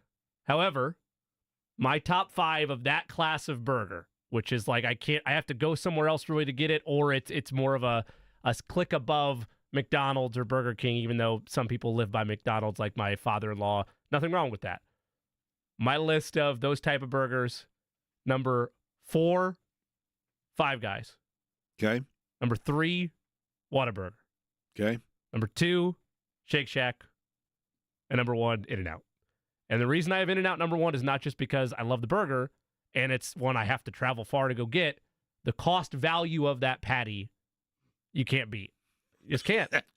Don't, whoa. The cost value. Seriously, they don't raise the price on the double-double, man. That's known as cot pea in most economics. Well, anyway, you got to factor that in because Five Guys. If you go to Five Guys in Shake Shack, you're spending $35.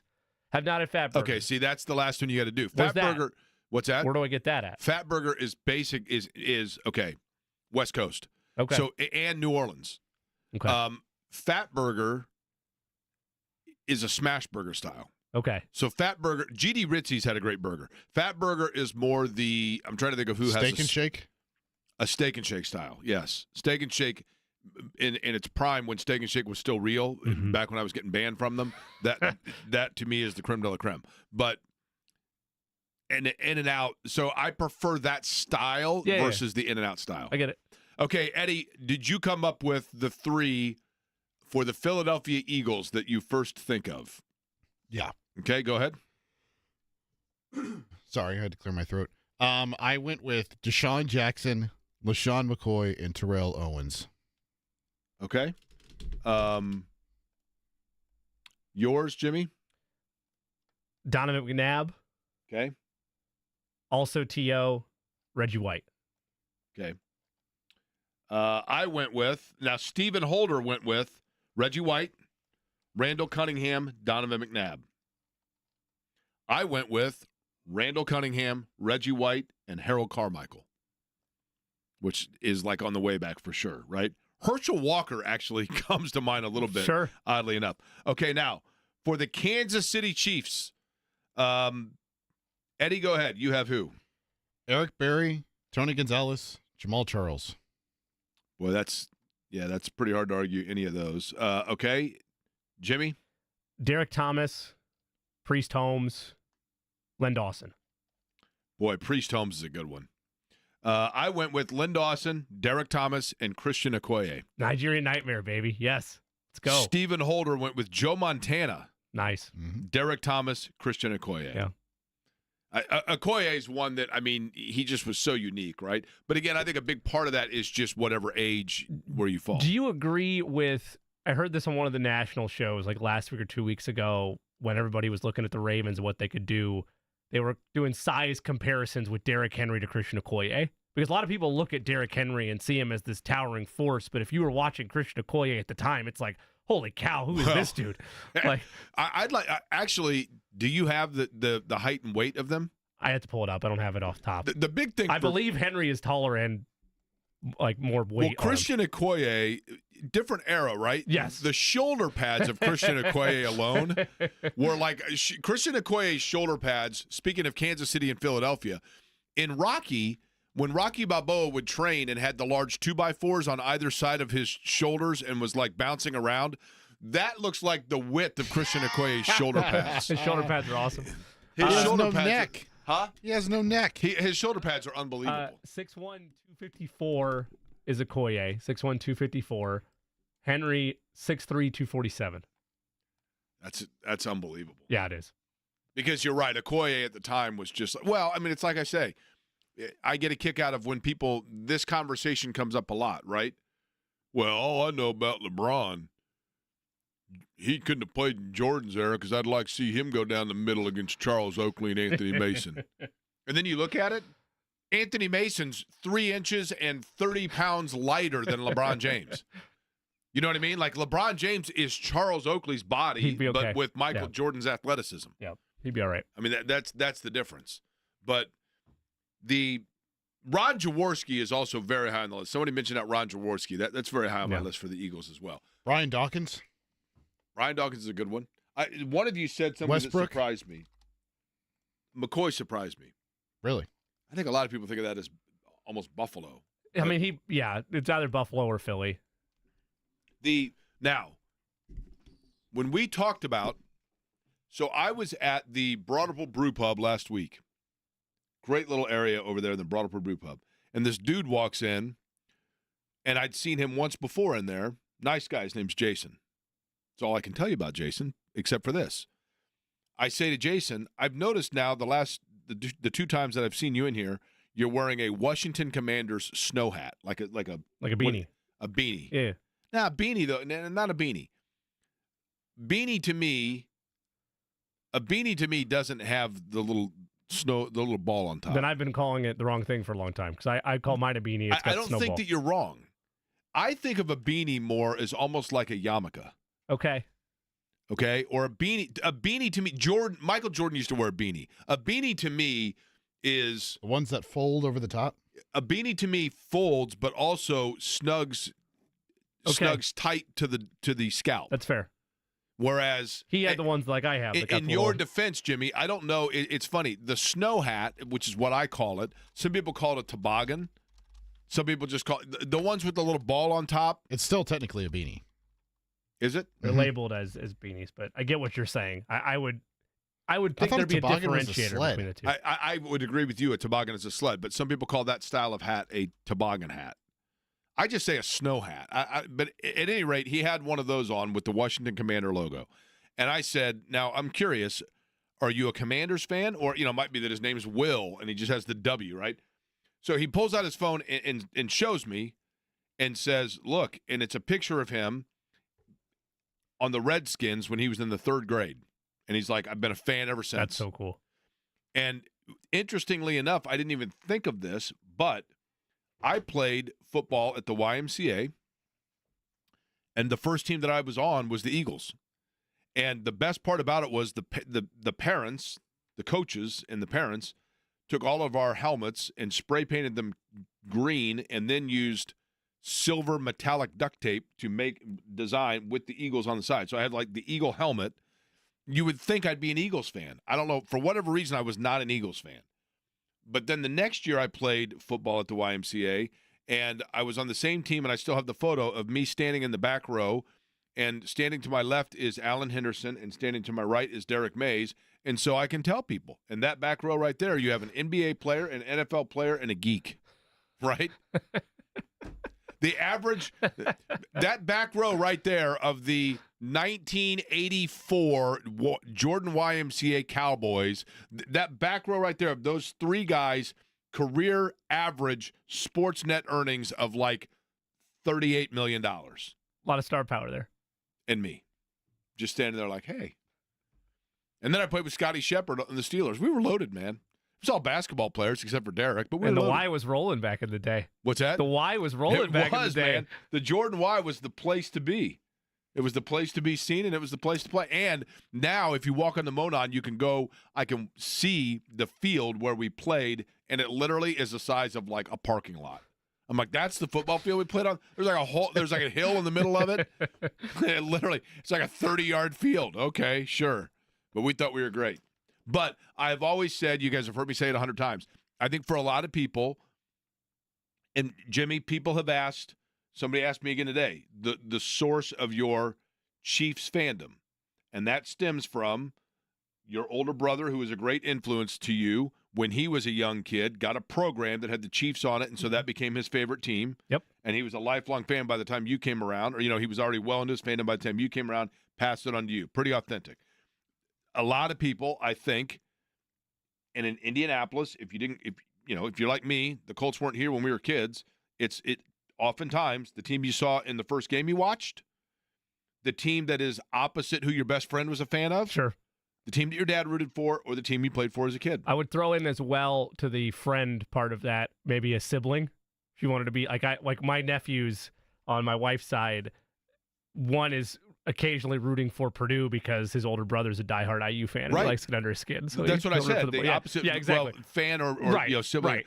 and I would dad lump for that Rebels matter. in Like there. as a kid, I kind of liked the Lakers because my dad was such a Celtics fan that it was just to be contrarian. Sure. I rooted for the Showtime trust me, in the mid to late 80s, you were a fan of either the Showtime Lakers or the Celtics. It was 1 or 1A. Pacers, by the way, back. They're going to be taking on the Detroit Pistons. Rick Carlisle had something interesting to say about that in that matchup. And, of course, there's a lot of history between those two franchises. He talked about it this morning. We'll let you hear what he had to say, and then Scott Agnes joins us top of the hour.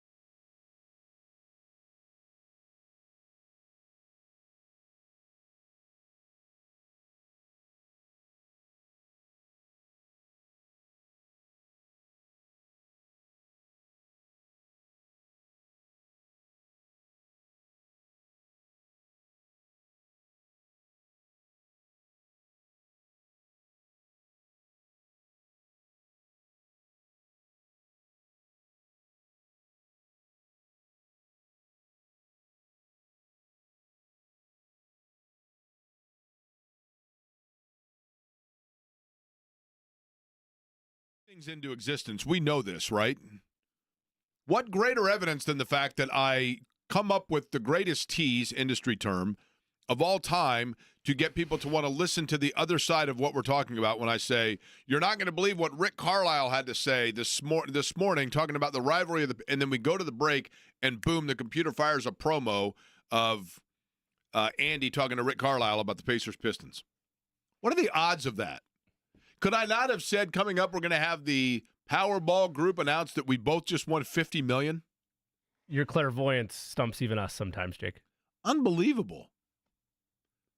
So Pistons going to be here on Wednesday. The Pacers are coming back off their trip in Paris, taking on San Antonio. We talked about how they were remarkably better in game number 2 than game number 1. Jimmy, you said you had a question you had been pondering amongst your drive back. Where did you stop at the Whataburger, by the way? So we stopped at, I can't remember which one it was, but just before we got on to 70 to head back. So like just in around Kansas City. area. Okay, I didn't know they have it in rural Kansas City. Yep. Okay, so you said you had a question about the Paris trip. Yeah, right? I mean, I think most people on this station and then the Pacers fan base very upset, irate after Thursday, where it looked like they got too caught up in the sights and sounds or whatever of Paris and came out flat and worried about the trip itself being a waste. They pretty much punched the Spurs in the mouth on Saturday and dominated that entire game. I didn't get a chance to, talk to you guys about it yesterday. I felt a lot better about that trip afterwards. I mean, that wasn't the full point of it other than the exposure and growing the game internationally. But to get one out there, I think should have calmed a lot of people's nerves about, wasted opportunity. Yeah, Did you guys feel that way? Well, I think there was a lot of concern of, gosh, did the layoff derail the momentum they had? Are they back to square one here? That kind of thing, right? And I think it showed, Jimmy, more than anything else, and I think Purdue showed this as well. If you look at Purdue and the way that and Purdue absolutely, just completely demolished Michigan. And the thing that Purdue has in common with the Pacers, I think both of them have point guards that are really good floor generals and creators. And for that reason, they are almost hesitant of being selfish or aggressive offensively. And both Purdue and the Pacers have offenses that flow better when the point guards are offensively aggressive from the jump and creating for themselves. And then when defenses have to adjust to them shooting or getting to the basket, then that opens and facilitates everything else, and then the whole ball starts, everything starts rolling downhill for them. And I think Braden Smith did that with Purdue, and I think that's what happened with Tyrese Halliburton in game number 2. I think he finally just said, I'm going to go, and we see this, right? I mean, it's not with the inconsistency of when this happens is what I think is frustrating, because when Halliburton gets into that rhythm and into that mode, it's a totally different ballgame. My bigger issue with the trip, and I said this last week, was the 4-day layoff coming back.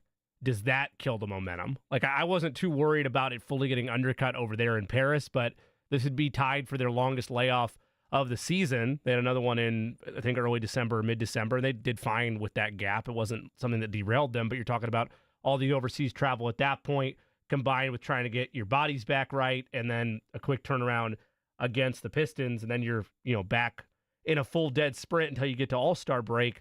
Does that wind up being a factor for them? But I just felt like the tone was very, especially from the fan base, kind of finger-pointing-esque of, are they wasting their time going over there? Man, it should have been anybody but the Pacers to get over there. And then they right the ship, and as you mentioned, Halliburton has a takeover game, and it made me, anyway, feel better about the whole ordeal splitting than getting your ass kicked twice. Because they really got beat bad in the first one. It was right? awful. The other question that arose is, I think you have, Jimmy, and right now, and look, anything is on the table.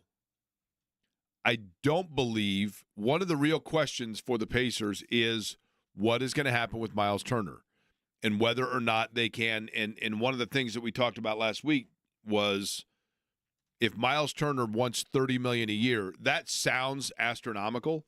And then as we talked about, we looked up, Jimmy, remember you looked up like 3 or 4 players that you'd think of in the same category, and you realize that $30 million is about market value for Miles Turner, maybe even low, truthfully. And if they decide that they don't want to go in that direction and they've got to move him, then yes, they might be players in the trade deadline. But if they are not, and if they stay put and stand pat on where they are, then they have, I think, 4 players: Obi Toppin, Ben Shepherd, Aaron Nesmith, and Jarris Walker, that are kind of vying for minutes within the same aisle of the grocery store. And of those 4, one would assume that that's going to be whittled down to 3 or even like 2.5, if that makes sense, players in the rotation. I love Ben Shepherd because he has a very clear understanding of what he is asked to do. I think he's a very smart player, and he's a very opportunistic player, and he brings good defense, and you don't need to orchestrate plays through him. But I've always said 12 non-orchestrated point guys that get you 12 points when you never have to run a play through them at all. Ben Shepherd's more like a 6 to 8 non-design guy, right? Aaron Nesmith clearly is a guy that's going to have to be on the floor because of his defense and his ability to shoot threes and everything else. I mean, Nesmith is in a different class, so to speak. Then you get the other 3 here, if you got to pick one of them. Toppin, who we've seen can kind of Swiss Army it. He can play in different roles for you or different, depending on how much you need from one night to the next. And then Walker. And Walker, to me, is the one that's the most intriguing because I feel like Shepherd is closer to his ceiling because he's an older guy, older meaning he was a 4-year player, and that ceiling is very good. Don't get me wrong. But I feel like you feel like there's less growth out of him. Jarris Walker is just starting to peel back the curtain a little bit, and you go, okay, this is a guy that looks like he's a big body that can be a really good rotation piece for them. But does it hurt him, and are you now handcuffing his growth if, in fact, he's the one that you pick to go out of rotation? So I think there's a real pickle there on figuring out which player or 2 are the ones that fall off a little bit. Yeah, I mean, I think that as long as he continues to be an asset on the floor, that the development of Jarris Walker is as important as anything in terms of the overall roster construction of this team. The other thing that I always approach this in video game form, and by that I mean I don't think like a normal general manager or practical person would, because you can't afford to totally rock the boat on this team when they're all starting to get healthy at the right time, and maybe you like your chances still in the East, even though you could argue Boston's in a better spot, Cleveland's in a better spot, Milwaukee's maybe in a better spot. If this was me, if I was running the Pacers, most people are glad that's not happening. If I was given a clear directive from Miles Turner or his agent that the money they were going to demand in the offseason was more than I'm comfortable with paying, I would look to shop him at the deadline. Because I've always approached it as it is better to gain something for someone that is going to walk by season's end versus letting him walk for nothing. Now, most people fight that thought, but that's my thought with it. And now, validity of it or not, you're starting to see again in the rumor mill Miles Turner's name thrown out there. Not that the Pacers are swapping him, but that, boy, he would make sense here, here, or here. Does it make sense for the Pacers? No. If they're evaluating it that same way? I say no, because if you look at their current roster construction, Jimmy, their only other center is Thomas Bryant. And you're not going to find another center on the trade market that's going to replace Miles Turner. Are you talking about for the rest of this year or next year? But it's the same theory either way. And you can't this season. You certainly can't have that philosophy because in Jimmy's scenario of trading Turner, you're just factoring in this season. You can't for next year. I'm thinking about next year ahead of the pack, and this is why fans wouldn't operate this way. I'm looking at it as the Pacers aren't winning a title this year as the roster is currently constructed. Maybe they make another deep run, but they're not getting to the finals. Miles is your expiring contract. Are you going to re-sign him next year? And if the answer is no, and you get an offer that's too good to pass up, even if it hurts your current standing, maybe that's a swing you take. I don't think the Pacers will. I'm just telling you how my mind works with it. The idea of losing him in free agency, when, to Eddie's point, the part about their front court that's not going away. Their front court depth issues not going away in July. They're going to have to find a Miles Turner replacement anyway if they're not going to pay him the $30 million he wants. So it's just more of a food for thought exercise than anything. Yes, realistically, the Pacers won't do it because, to Eddie's point, it leaves a big hole on a roster that probably can't afford to take a step back. I'm just saying their current trajectory is not, for me, championship or bust right now. Did you tell me, Eddie, that because I'm embarrassed to say I haven't seen it yet. So last night in the Duke game, one guy puked, and it took like 20 towels, and then a student passed out, and she was like carried like firefighter style out of the arena. Is that right? Pretty much, yeah. And do we know the status on that, on the young person that had the No. Did she puke or did she pass out from seeing the guy puke? No idea. They haven't updated that? I haven't seen anything about it. Were you watching the game? No, I was watching. I was watching hockey. So did they interrupt the hockey game to say, by the way, a guy just puked and a chick passed out? Is that what happened? No, I had a friend, believe it or not named Alec, text me that he's like, "Are you watching this Duke game?" I was like, "No." He goes, "Well, dude just puked all over the floor. Game's on standby, and now they're carrying out a student who's passed out or unconscious." I was like, "Really? I mean, What is going on here?" And he was like, "Yep, all on television too." Did you flip over to see what was happening? Nope, All right. I was committed. Wait, what? I did not. How do you not flip over? Because why would they're cleaning up vomit? Were you watching hockey or Spectrovision? I was watching hockey. What's that? I was watching hockey. So you're watching the hockey. Who were you watching? Kraken and Oilers. And who won? Oilers. So that worked out well for you. Yes, it did actually. I made money off of it, so I'm not mad. You bet against your team? I did. What kind of fan are you? Well, the best player in the sport was coming back after a suspension that he probably shouldn't have been suspended for, so he was a little upset. How long have you been a hockey fan? This is a recent development, so I'd say about 3 seasons. Do you enjoy it? I do. Do you find it to be, because I think this is the thing with hockey and soccer both, do you find that now that you understand it a little bit better, that it actually is more simplistic than what you initially thought? I still don't understand it, so I Really? can't answer your question. Yes. I think it's basically soccer on ice, but with shift changes. And I don't It mean is. that like in a bad way. It is. You know, you got your defensemen, you got your forwards, you got your guys that score, you got your goaltender, you know, whatever, right? Now, been a rough year for my Sabres, just so you know. Yeah, they lost to the Kraken last week. Listen, they've lost to everybody. They had I think it was a 12-game skid, snapped that. What I can tell about them is they have no defense at all because they get out literally every single game. It's like, because I followed them on social media, it's like, and I text the guys, right, in my little group chat. But guys, we're up 3-0, first period, let's go. Maybe that's the issue. You And then said they lose you like text 7-3. the chat. Huh? That's the issue. What's that? You jinx it. I know, but the whole idea is for me to stay in touch with these guys. You know what I mean? Maybe you text them after the win. Like they get up 3-0 in the period and then Where's the camaraderie in that, though? Eddie, we're over 50. Oh, my buddy's going to bed at 9. okay. Right? So I got to take advantage in period number 1. Okay. Right? I mean, come on. These guys are all, oh, man, what are you doing? I had somebody last night, 2 nights ago, a friend of the show, I won't say who, texted me at like 1 o'clock in the morning, said, "Are you up?" And I wrote back and said, "That's the dumbest question ever." What do you mean, am I up? And then I was, usually that's reserved for the college days. Still up? No, I'm No, it's you up, Jake. That's right. You up? Scott Agnes, by the way, is up for being our guest because he joins us next.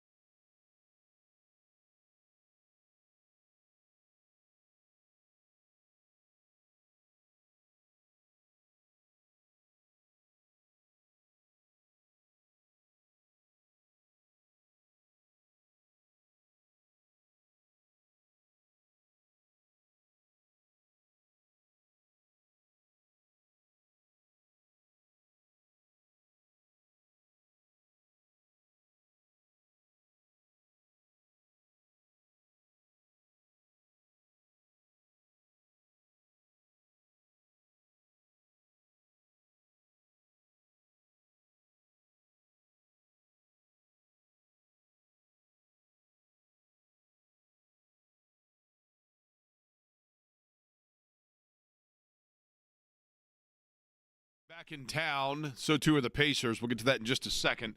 Eddie, before we do so, do you have the breaking news sounder, please? Breaking news involving an NFL move that includes somebody who had residence in Indianapolis. Matt Eberflus is the new defensive coordinator for the Dallas Cowboys. So Matt Eberflus leaving Chicago and now in Dallas. That's kind of an upgrade in places to live, right? Chicago's a great city, don't get me wrong, but like Dallas is warm, right? Yeah, I mean it's definitely an upgrade from a location standpoint, but in terms of job security, anything around there in Dallas, I don't know about. I don't know though. Have you checked the security level in Chicago for job security for the Bears? Of course, that's a return back for Matt Eberflus. That's where he was prior to his tenure here in Indianapolis as the defensive coordinator. He was over there as a linebackers coach or something. And then it was from there to here to Chicago to there, right? Yep.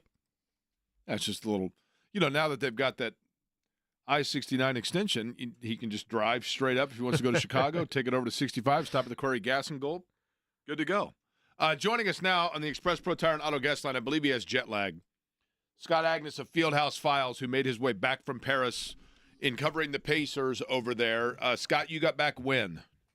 Hello, boys. Yeah, I got in late last night. So are you still adjusting in terms of your body clock? So, do you feel like right now it's 7 o'clock? No, I was behind on sleep all trip this past week. So last night I got my best sleep I've had probably in 10 days. I kid you not. I come home. I'm one of those weirdos that the first thing I do when I get home from a trip is immediately unpack and put the bag away. And then it was out to bed for me. So I got a good night's sleep. Okay, fair enough. What was the difference game 1 to game 2? Focus, intensity. It just looked like they were going through the motions, didn't it? The first game, and that attitude that Rick Carlisle so often referenced just was not there. Then, more to the point, I think they got back to playing their style of play in that second game. They tweaked things up. They started doing even more full court pressure. They did a lot to remove Victor Wembanyama from the equation. The fact that Victor only had 1 block after having 5 and the Spurs had 10 in the first game, that all had a lot to do with it. Do you think that they needed a split for it to be internalized as a successful trip, or do you think that in their mind getting the opportunity to go overseas, represent the Pacers internationally, be a part of this continued expansion by the NBA was enough from maybe not from a personnel standpoint, but from an outward standpoint? Yeah, Jimmy, for a franchise standpoint, just going over there was successful. But from a team and basketball operation, you at least needed to get 1. This is a Spurs team that's, frankly, I don't think not that very good. They still need to get more talent to maximize Wemby here. So at least to get split, therefore, you kind of assumed you'd win at home if these games were played here in the U.S. Reality is they probably would have won both. But it would have been troubling for them to lose both games, then have to board that flight the next day after doing so. And so I thought they rebounded well. And again, I like this team's response. There's been several times throughout the season where you've counted them out, or it felt like in December they were broken, and they've kind of figured it out. And health obviously plays a big factor in all of that. What player on the roster, Scott, do you feel like has the most fragile, and fragile ego is the wrong way of saying it, fragile confidence? What player needs to, if they're playing well, be continued to be utilized in the same fashion so that there is not the possibility that they regress? Who has the largest ability, if you will, to kind of go back to square one if things don't go well? First guy that came to mind was Tyrese, just because we've seen different shades of him right throughout this season. Early on, it was a not healthy and not confident, unsure a little bit. And I think he's changed that quite a bit, but there's still some inconsistencies. And I think you can point, Jake, to both of those games we saw over in Paris.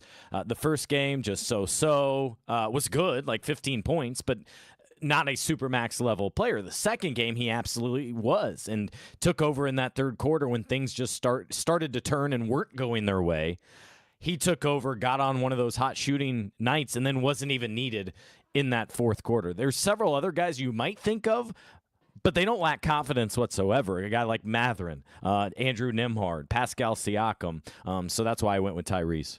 Scott, with the current state of the Pacers roster being getting healthy and trying to look like the team as best they could without Jackson and Wiseman that they were to start the year, Brian obviously helps that, but with where they stand right now and how much fluctuation there can be in chatter and trade options between now and next week's deadline, Where do you evaluate the state of their roster? And is this a team that, if they feel like they can make a significant upgrade working around the cap, do you think they would do it, or do you think they're players that are largely looking for just another fill-in role player or a depth piece?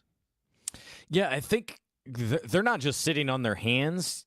I think they're calling around and trying to see what is available. I don't expect for it to be a very busy trade deadline. Now, we'll see if that remains so. But, I mean, Jimmy Butler, nothing's happened there, and that seems to be one of the first dominoes. The challenge in all this is the new collective bargaining agreement now for a couple years that these teams are operating on. And so that high teams, maybe the big spenders, the one with big pockets, even if they want to do a deal, they it really cannot without really significantly hindering their salary cap or costing them a great deal. The ones at the bottom obviously are trying to lose. And then you kind of have where the Pacers are right there in the middle, where I don't see them as a championship contending roster, but a team that definitely could make noise in the playoffs.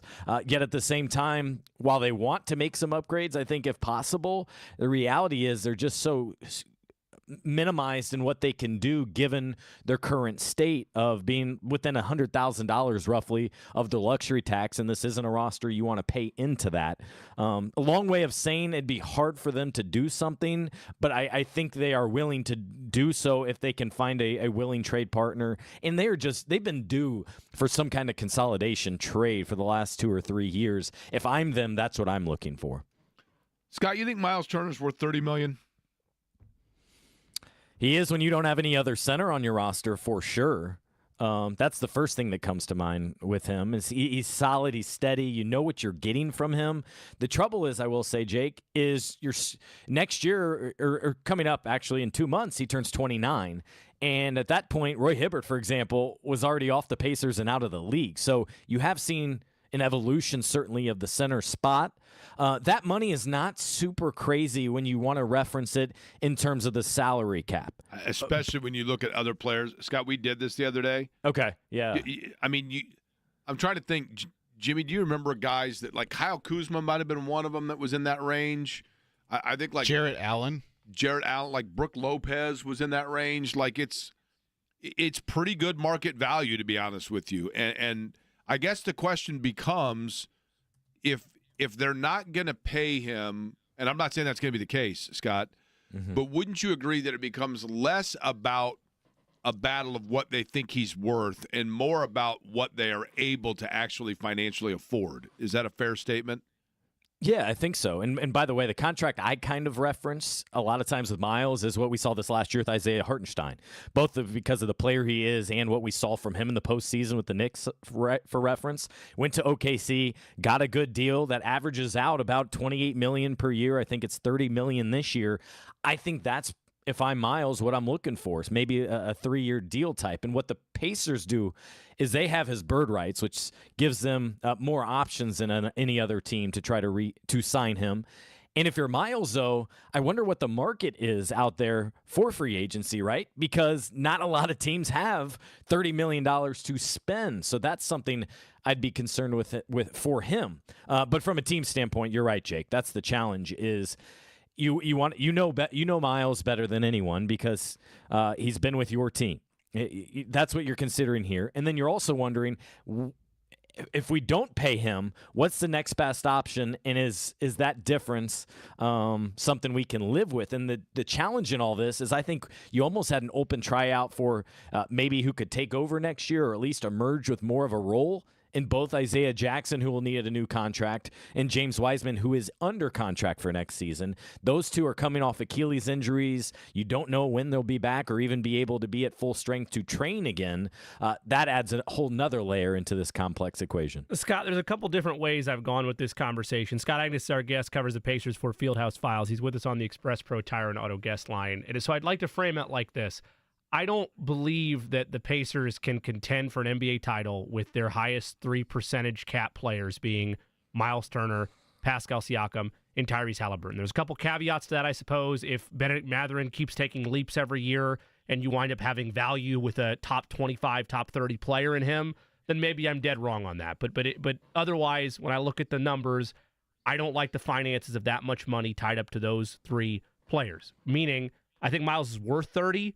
I'm not paying Miles Turner $30 million if I'm the Pacers. Now, that creates that void that you mentioned for what they do at center, and I don't have an answer for you with what they do at center. It's a hard position of dynamic of a player like Miles is to replace. All that said, if you're the Pacers and we're operating under the assumption they don't bring him back, what is the better idea to fix that center void? Is it trading him for a younger piece now before the deadline that maybe you could develop internally into that center answer? Is it trading him for draft capital where you can then go to search and find another center? Or is it playing the odds of whoever the free agent centers are next year to find a body that is not comparable to Miles, but comparable for what the Pacers want to do with their style of play? Sure. Yeah, working on that under that premise that he's not going to be back next season. I think you consider two things. First of all, if you traded him this year and assume you don't get a great center back, what does that tell this current group? Like, all right, we're going to punt this season. I don't think that's a very good look. Secondly, I think the better option there would be, given the constraints that all these teams are working under the new CBA here, is find a sign and trade for Miles in this offseason so that a team could take it into their quote-unquote bird rights that is transferred along with that contract. If you remember, like Malcolm Brogdon, Sure. The Pacers did for Milwaukee, I think that's more likely. Unless you get a really solid starting caliber center, Jimmy, here at the trade deadline, I don't see any way you can trade him, even though historically my perspective has always been if you're not bringing a guy back, you might as well get something rather than nothing for him. Given the restraints because of Isaiah and James Wiseman, I mean, all you have is Thomas Bryant. I'm not ready to go there. That's why I just don't think you can. Did you eat frog legs when you were over there? Did not. Oh, and by the way, I have one important update for you. Tried to go to the catacombs my last day because of you. Showed up, and they said advance tickets only. I go, it's just me. You're into the day. I came and I pleaded. I was like, I came all the way here on my last day just to visit you. He goes, okay, next time purchase advance tickets.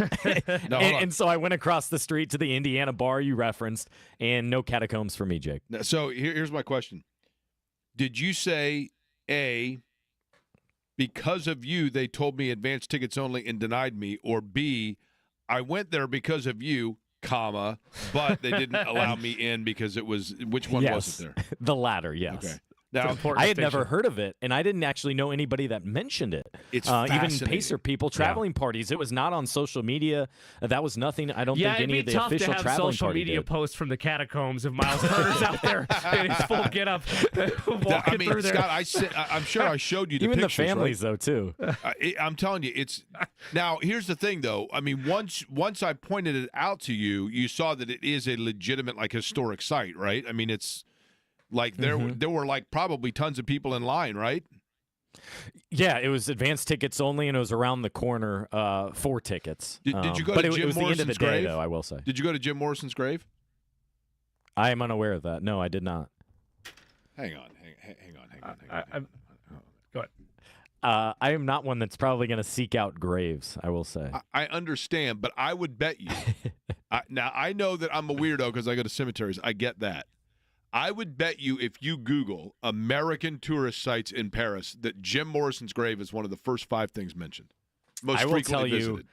I will tell you it did not, only because I literally asked ChatGPT, give me the top 7 things and places to visit while in Paris. You're and it was talking not to one of them. Chinese. You're talking to Chinese artificial intelligence here, Scott.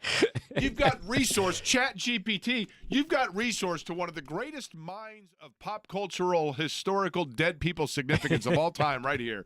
And you're asking. No, I'm just kidding. But honestly, I would bet you that for American tourists, and I'm not talking about you, like you're in a different circumstance because of the means that you were over there.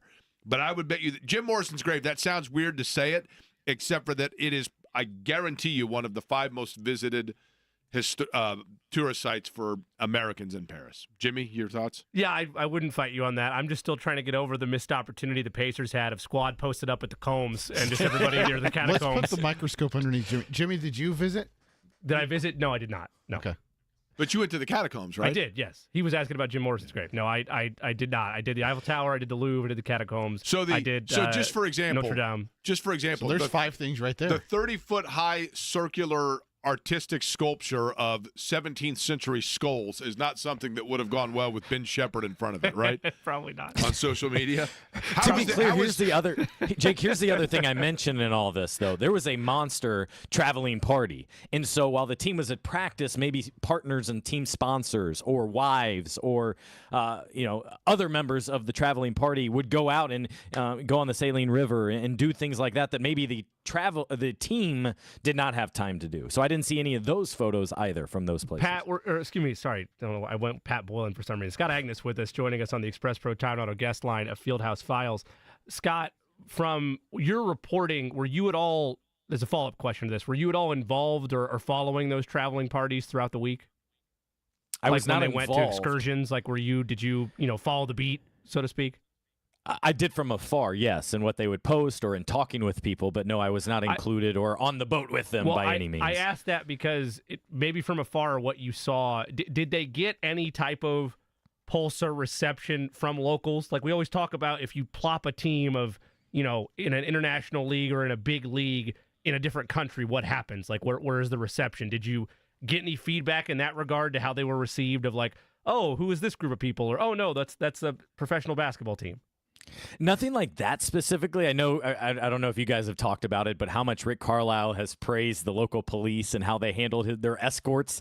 Apparently, it was like riding in the Indy 500. They were weaving through traffic, going fast in these buses. It would have been a joy to see that and be able to record that. Apparently, they gave him a medal that he's going to hang up at the Ascension St. Vincent Center here. But what I was able to see were how they were appreciated and recognized inside the arena. There were far more Pacer fans than I was even expecting. I talked to an individual from Belgium. I talked to just various clearly Europeans who made this trip, and this was their first time seeing the Pacers in person. And a lot of them would pick Reggie Miller why they started following the team. One guy said Paul George. And they're just following along on kind of social media and the various news sites. And this was, you can see why the NBA does this and is going to continue to do it, probably in Germany next year. But this gives these Europeans an opportunity to see these teams. And then soon also, by the way, it was very clear through Adam Silver and others out there when they were talking, is there's going to be a brand new NBA EuroLeague that they're going to establish as well out there. And so that will be curious to see the development there and how that is embraced, given what's already established there in Europe. Okay, dumb question, Scott. Really dumb question. When you say EuroLeague, do you mean there's going to be a G League of American players they're going to put in European cities, or truly a European League of European players? I mean a separate. I view it as a part of the NBA in terms of owning it, but it's a separate league. It's not like the Pacers are going to play in this league. I don't know if it's definitely deemed like a minor league, but it is a distinct separate league with the NBA having an affiliation with it. Would you say Does that make sense? Yeah. Would you say overall that the league is happy with where the international game has gone from a standpoint of making these trips, making these excursions, and promoting the league worldwide? I know it's always been a big goal of Adam Silver's is continue to expand basketball itself away from simple borders.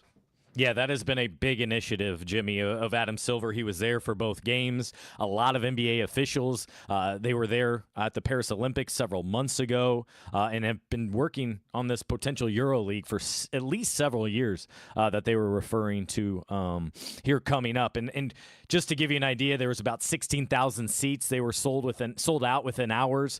Given Wemby's presence, obviously that was the number one factor in all this. But I was also impressed by some of the areas where there were Pacer signs and photos of Tyrese Halliburton, and it was fun taking the train and seeing giant murals of both teams and all that different stuff. It kind of felt like Indianapolis and how the hospitality we show, like going up right now is all this WWE stuff for the weekend here. So I think it was very well embraced, appreciated, and the players, although the travel and the jet lag definitely bothered them throughout the trip, they loved the uniqueness of here in the season being able able to go shopping at Louis Vuitton and experience the Eiffel Tower for the first time and play in a new segment of the fans that they ordinarily don't get to actually see. You know, I bought when I was in Canal Street, I bought actually a Louis Vuitton, which is very similar.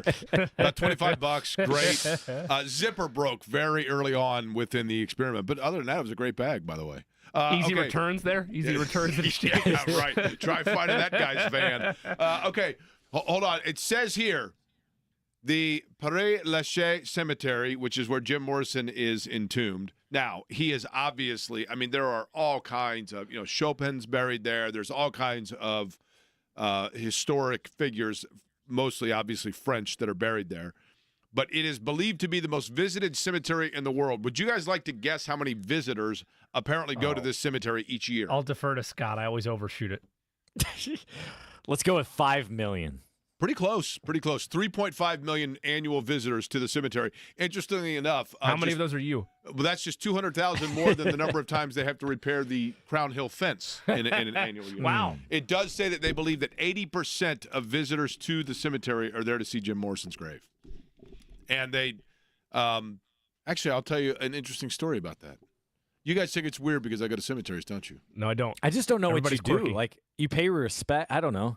I don't know what there is to do. I need a tangible something TikTok to videos, experience. mostly TikTok videos. I think it's Do you Occasional admire the Snapchat. architecture of the tombstones? Okay, or- I can answer that this simply, Scott, and I know this sounds weird, okay? But I have a great fascination with history, pop culture, etc. One of the things to me, paying the respects is a little bit of it, for certain. But I also, give me a famous person in the last, that it would be that I could have visited their grave. Just give me Prince. Prince, okay.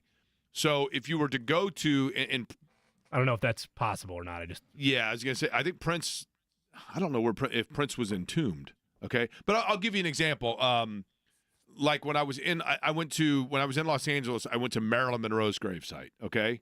I mean, it's in a cemetery. There was famous people everywhere.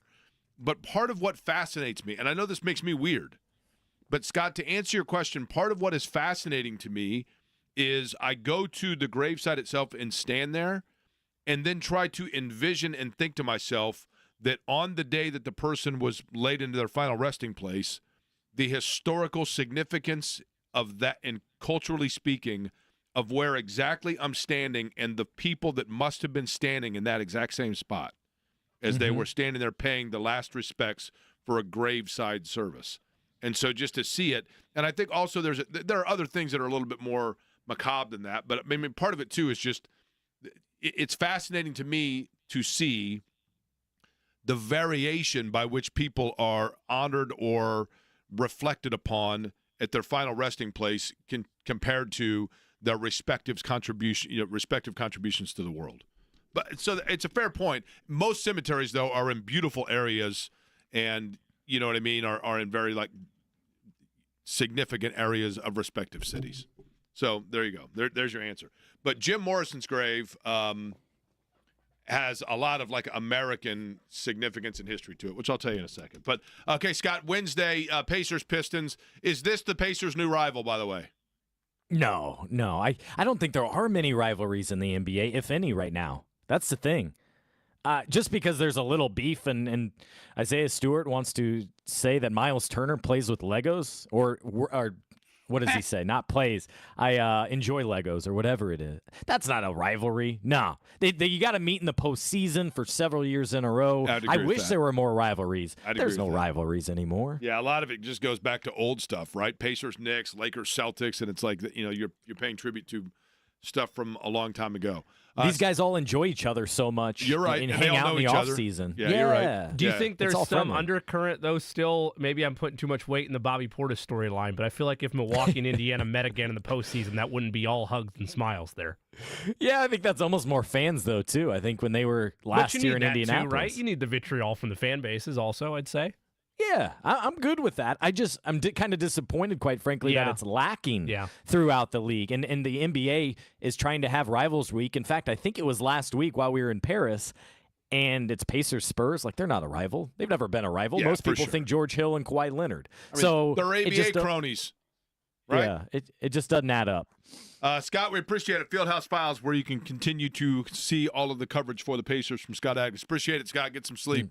All right, thanks, guys. Scott Agnes, Express Pro Tire and Auto Guest Line. Okay, because of the Jim Morrison thing, I'm going to retell a story that I will then allow you, Jimmy, because it's going to be a new story for you, Okay. to determine whether or not it makes me, in fact, the most odd person you know. Because it probably is the story that most encapsulates, like, the oddities of me, but I think it's pretty normal. You might think it's weird. Does it involve you scaring some poor old lady on her porch just trying to live life and enjoy things without millions of people coming to visit her house every day? Kind of. Okay. It involves me calling her on the phone. I'll explain.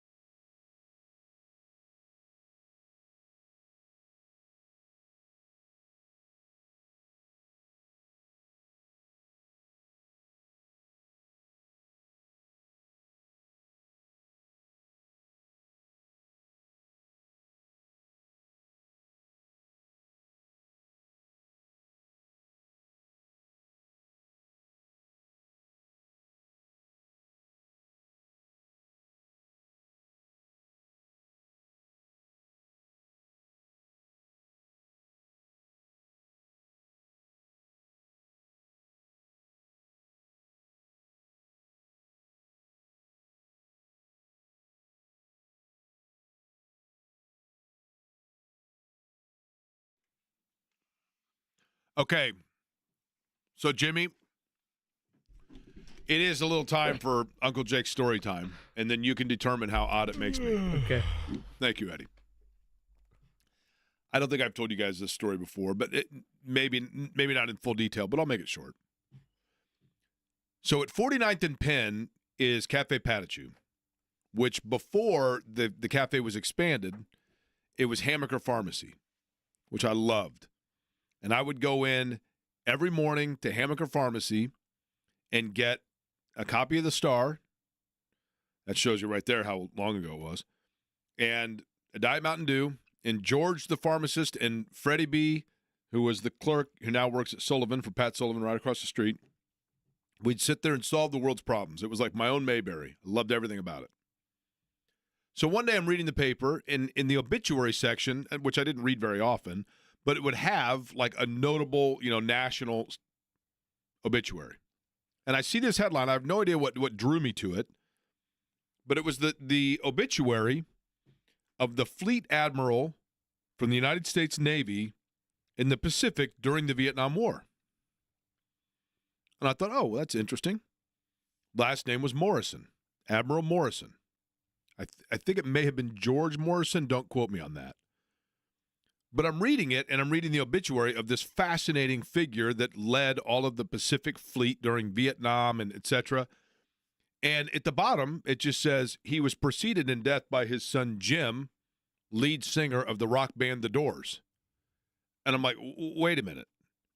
So Jim Morrison, the face of the counterculture movement during the Vietnam era and all of that, the guy that was like peeing on people in concerts in Miami and protesting Vietnam. Oh, yeah. I mean, getting arrested for all kinds of stuff. And different timing. Just a hippie personified to a great extent, but just an iconoclast, right? And I'm like, so wait a minute. Jim Morrison's father during that time was the military guy that was the head of one of the branches of the military fighting in the war in Vietnam. So I read further in the obituary, and it says he is survived by, and it has the name of a daughter, which would be obviously Jim Morrison's sister. And it listed her hometown. And so, and this was probably right on the cusp of like Google days, but so somehow or another, I don't remember exactly how, I looked her up, and I find, because it had the name of her husband. You know how like when people in an obituary it has the name of the husband. Parentheses, all that good stuff. Yeah. Right. So I figured out, I have the phone number. And I'm like, I'm going to call her. Because I'm fascinated by this. So I call out west. I'm not going to say her name, and this guy answers, and I say, yes, is so-and-so there?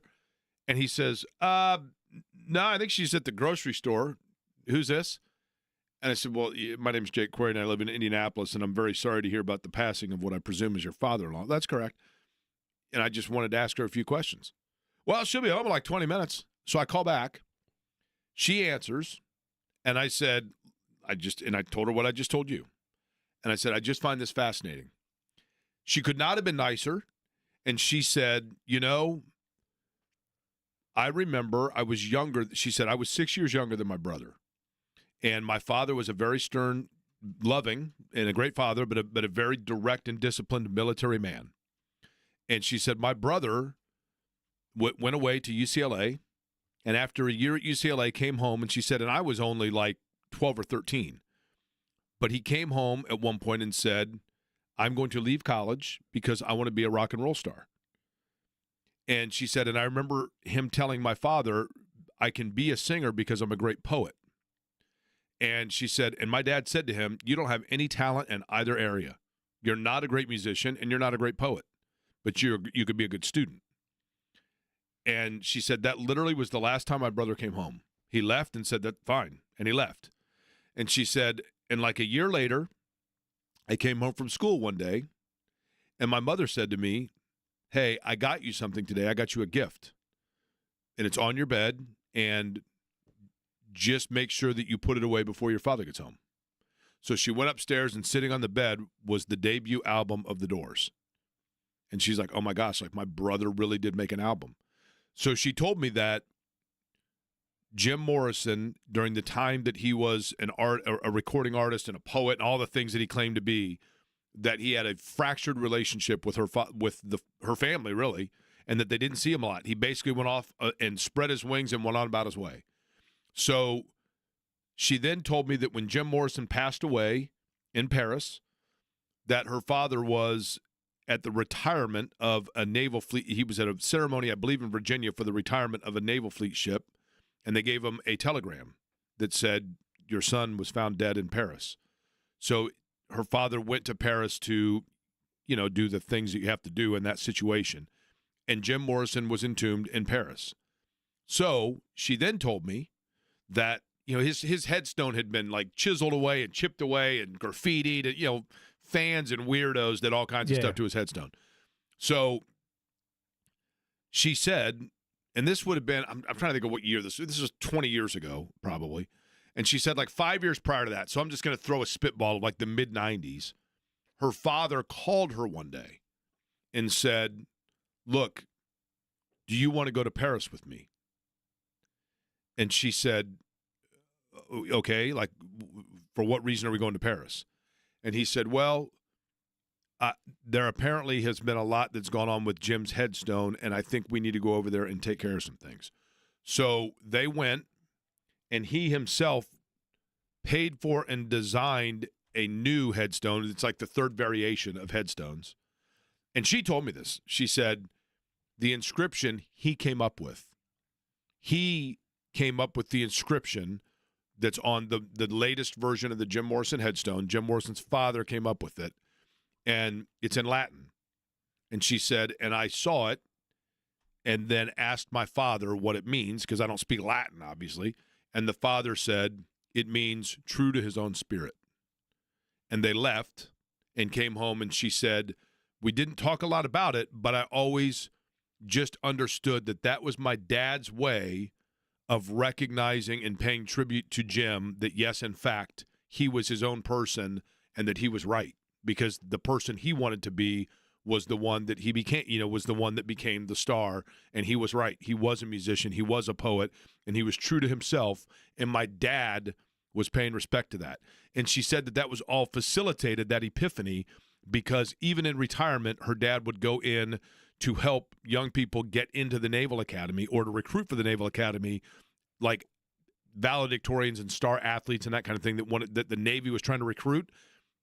And he went to a young person's home, and the parents were singing the praises of this young person as Admiral Morrison is trying to talk to him about going to the Navy. And they said, well, you got to come and see all of the awards he's won. So he went into the kid's bedroom, and behind his desk with all of his trophies and everything else was the poster on the wall of Jim Morrison that said, Jim Morrison, American Poet. And so Admiral Morrison, at that point, apparently, is when he called his daughter and said, we need to go to Paris, because he recognized then. So after she told me that whole story, when I went to Paris with Shannon, the first thing that I said, I want to go to Jim Morrison's grave, because I wanted to, in person, with my own eyes, just see what I had been told and visualized myself of this story that she told me. So that said, does that make me the weirdest individual on the planet? No, I think it makes you eccentric and a good reporter in that regard, but I wouldn't say weird. I mean, it's hard to quantify that, because the chances of being able to, without like getting sucked into like a paid site of look up this person's number.com or whatever, like the ability, I think, today to do that same interaction and either not find the phone number or it not come off as super weird. Right. Well, is I'll give her credit. She could not have been more friendly. That's the other risk you run there. She could have told you to, go pound sand. And she doesn't know me from up. Adam. Right. No, that's the one saving grace, I guess, Yeah. right?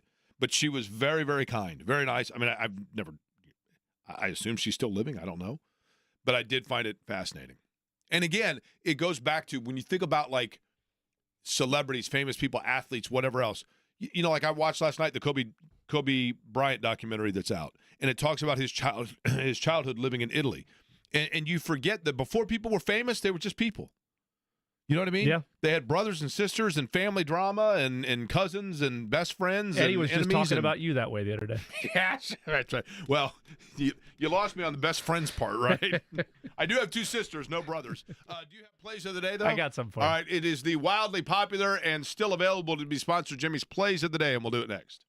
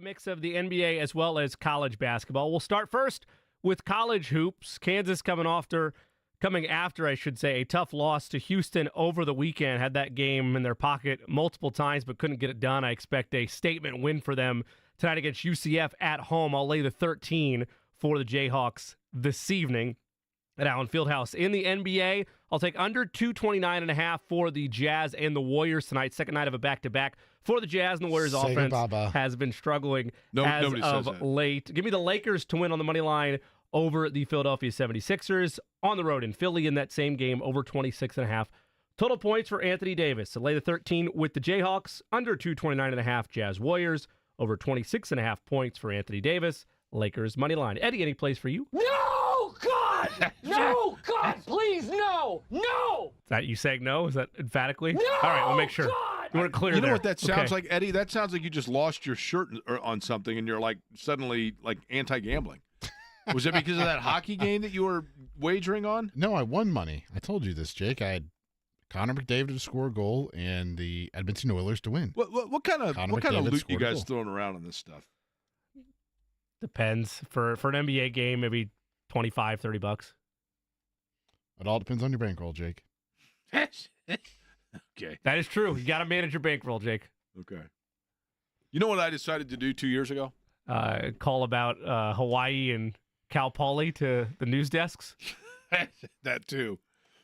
I decided to see if I could live for 2 years on the budget of what I lived on when I was 30. How So long I'm did in- you go? Huh? How long did you I'm last? in year 2 right now. Oh, wow. Okay. So it's an ongoing experiment. It is an ongoing experiment When's the end date? into this year. Okay. I decided I'm going to do it for 2 years. How are we so far?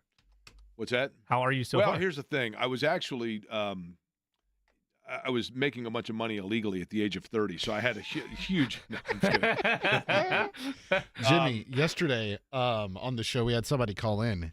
Said he had like 135, 150. I can't remember the exact amount on the Chiefs to win the Super Bowl, and the payout was Oh yeah. $1,000. The payout right now for the cash out was, what was it, Jake? $450? $499, I think. It was somewhere around like $350 profit. Do you cash it out, let it ride? Let it ride, baby. Let it ride. Okay. What did you guys say? The advice that I gave was, I said to hedge, to bet on Philly because they're plus money. Yeah, and I mean, then you find that's, the amount of money that you need to wager to where you break even. that is the or smart. you net positive That like is the $600. smart financial move. Is if you're in that situation where the team opposing your future bet is plus money, to hedge to make some money out of it. But no, let it ride. Here's the thing. I'm having a huge party next year on January 2nd. Because then I'm out of my Sure. my. Now riddle me this though: if you get in a situation in like November where you're almost over budget, you're at a point in your life where you could, in theory, say, "Well, that was fun. I'm still going to go buy a cheeseburger." yeah, or of are you saying, course. "Well, no, Of course. sorry, boo, no food tonight." No, I mean, I just decided, you know what? Like, I have not always been, one of the things that I have always felt, and this is not to speak of my situation at all, I've been extremely lucky, but when I was in high school to graduate, and I don't know how it was for your guys' respective schools, one of the requirements to graduate was, as a senior, you had to take one semester of a class called government and one semester of a class called economics. Sure. Right? Government econ. Yep. Understood on both accounts, right? Important.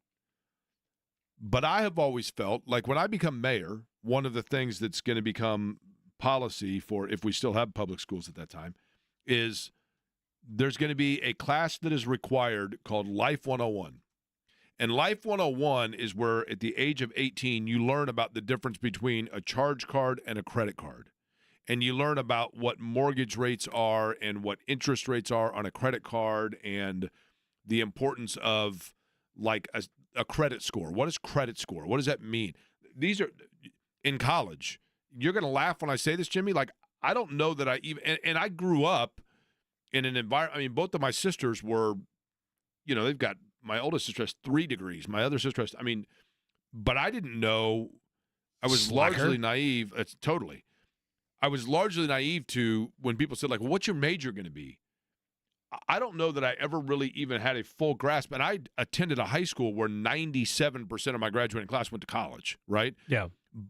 But I don't know that I really truly understood how much the curriculum of what you're taking in college is impacted by your major and what that means and what the 100 level, 200 level. These are all things that it's embarrassing maybe for me to admit, but so my point, long-winded in all of this being, I've never been in a dire situation, but I just figured out maybe I should have been more aggressive when I was your guys' age, just in terms of those things. So, like, I'm going to start doing it now. I mean, I've always done it, but I don't know. Like, I just don't lead a life that really requires a lot of spending, except for watches and cologne, right? So, which both of which could be breaking your budget depending on where you're going with. By the way, so did you go over last year? No. Nice. No. That's awesome. But I've got a sugar mama. Shannon. so that helps. By the way, no JMV today. He's air quotes, I think, just not feeling well. He's under the weather, right? Are we sure he's just not out with Shannon? That's a great call, I haven't Eddie. heard from her all day. Man. Should we might All points bulletin right now. Might have to get her to call in, find out.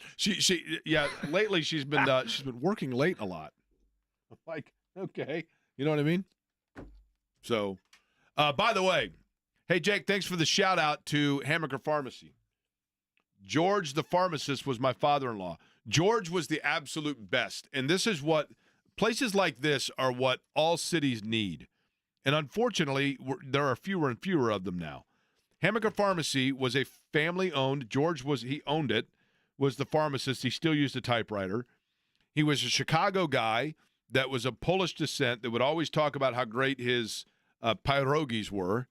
And he was a huge Chicago White Sox fan. And whenever the White Sox would win, you'd know because you'd be in there and hanging out, and I'd be eating my white cheddar popcorn and talking to Fred and whatever else. And he'd have the White Sox game on the radio or, the internet or whatever else. But he would know if the White Sox won, and then you'd hear him just go, yes! And you knew the White Sox won. And you'd go in there, and he knew, did you pay a little bit more for a prescription there? Probably. Did you pay a little bit more for, a bottle of Tide? Probably.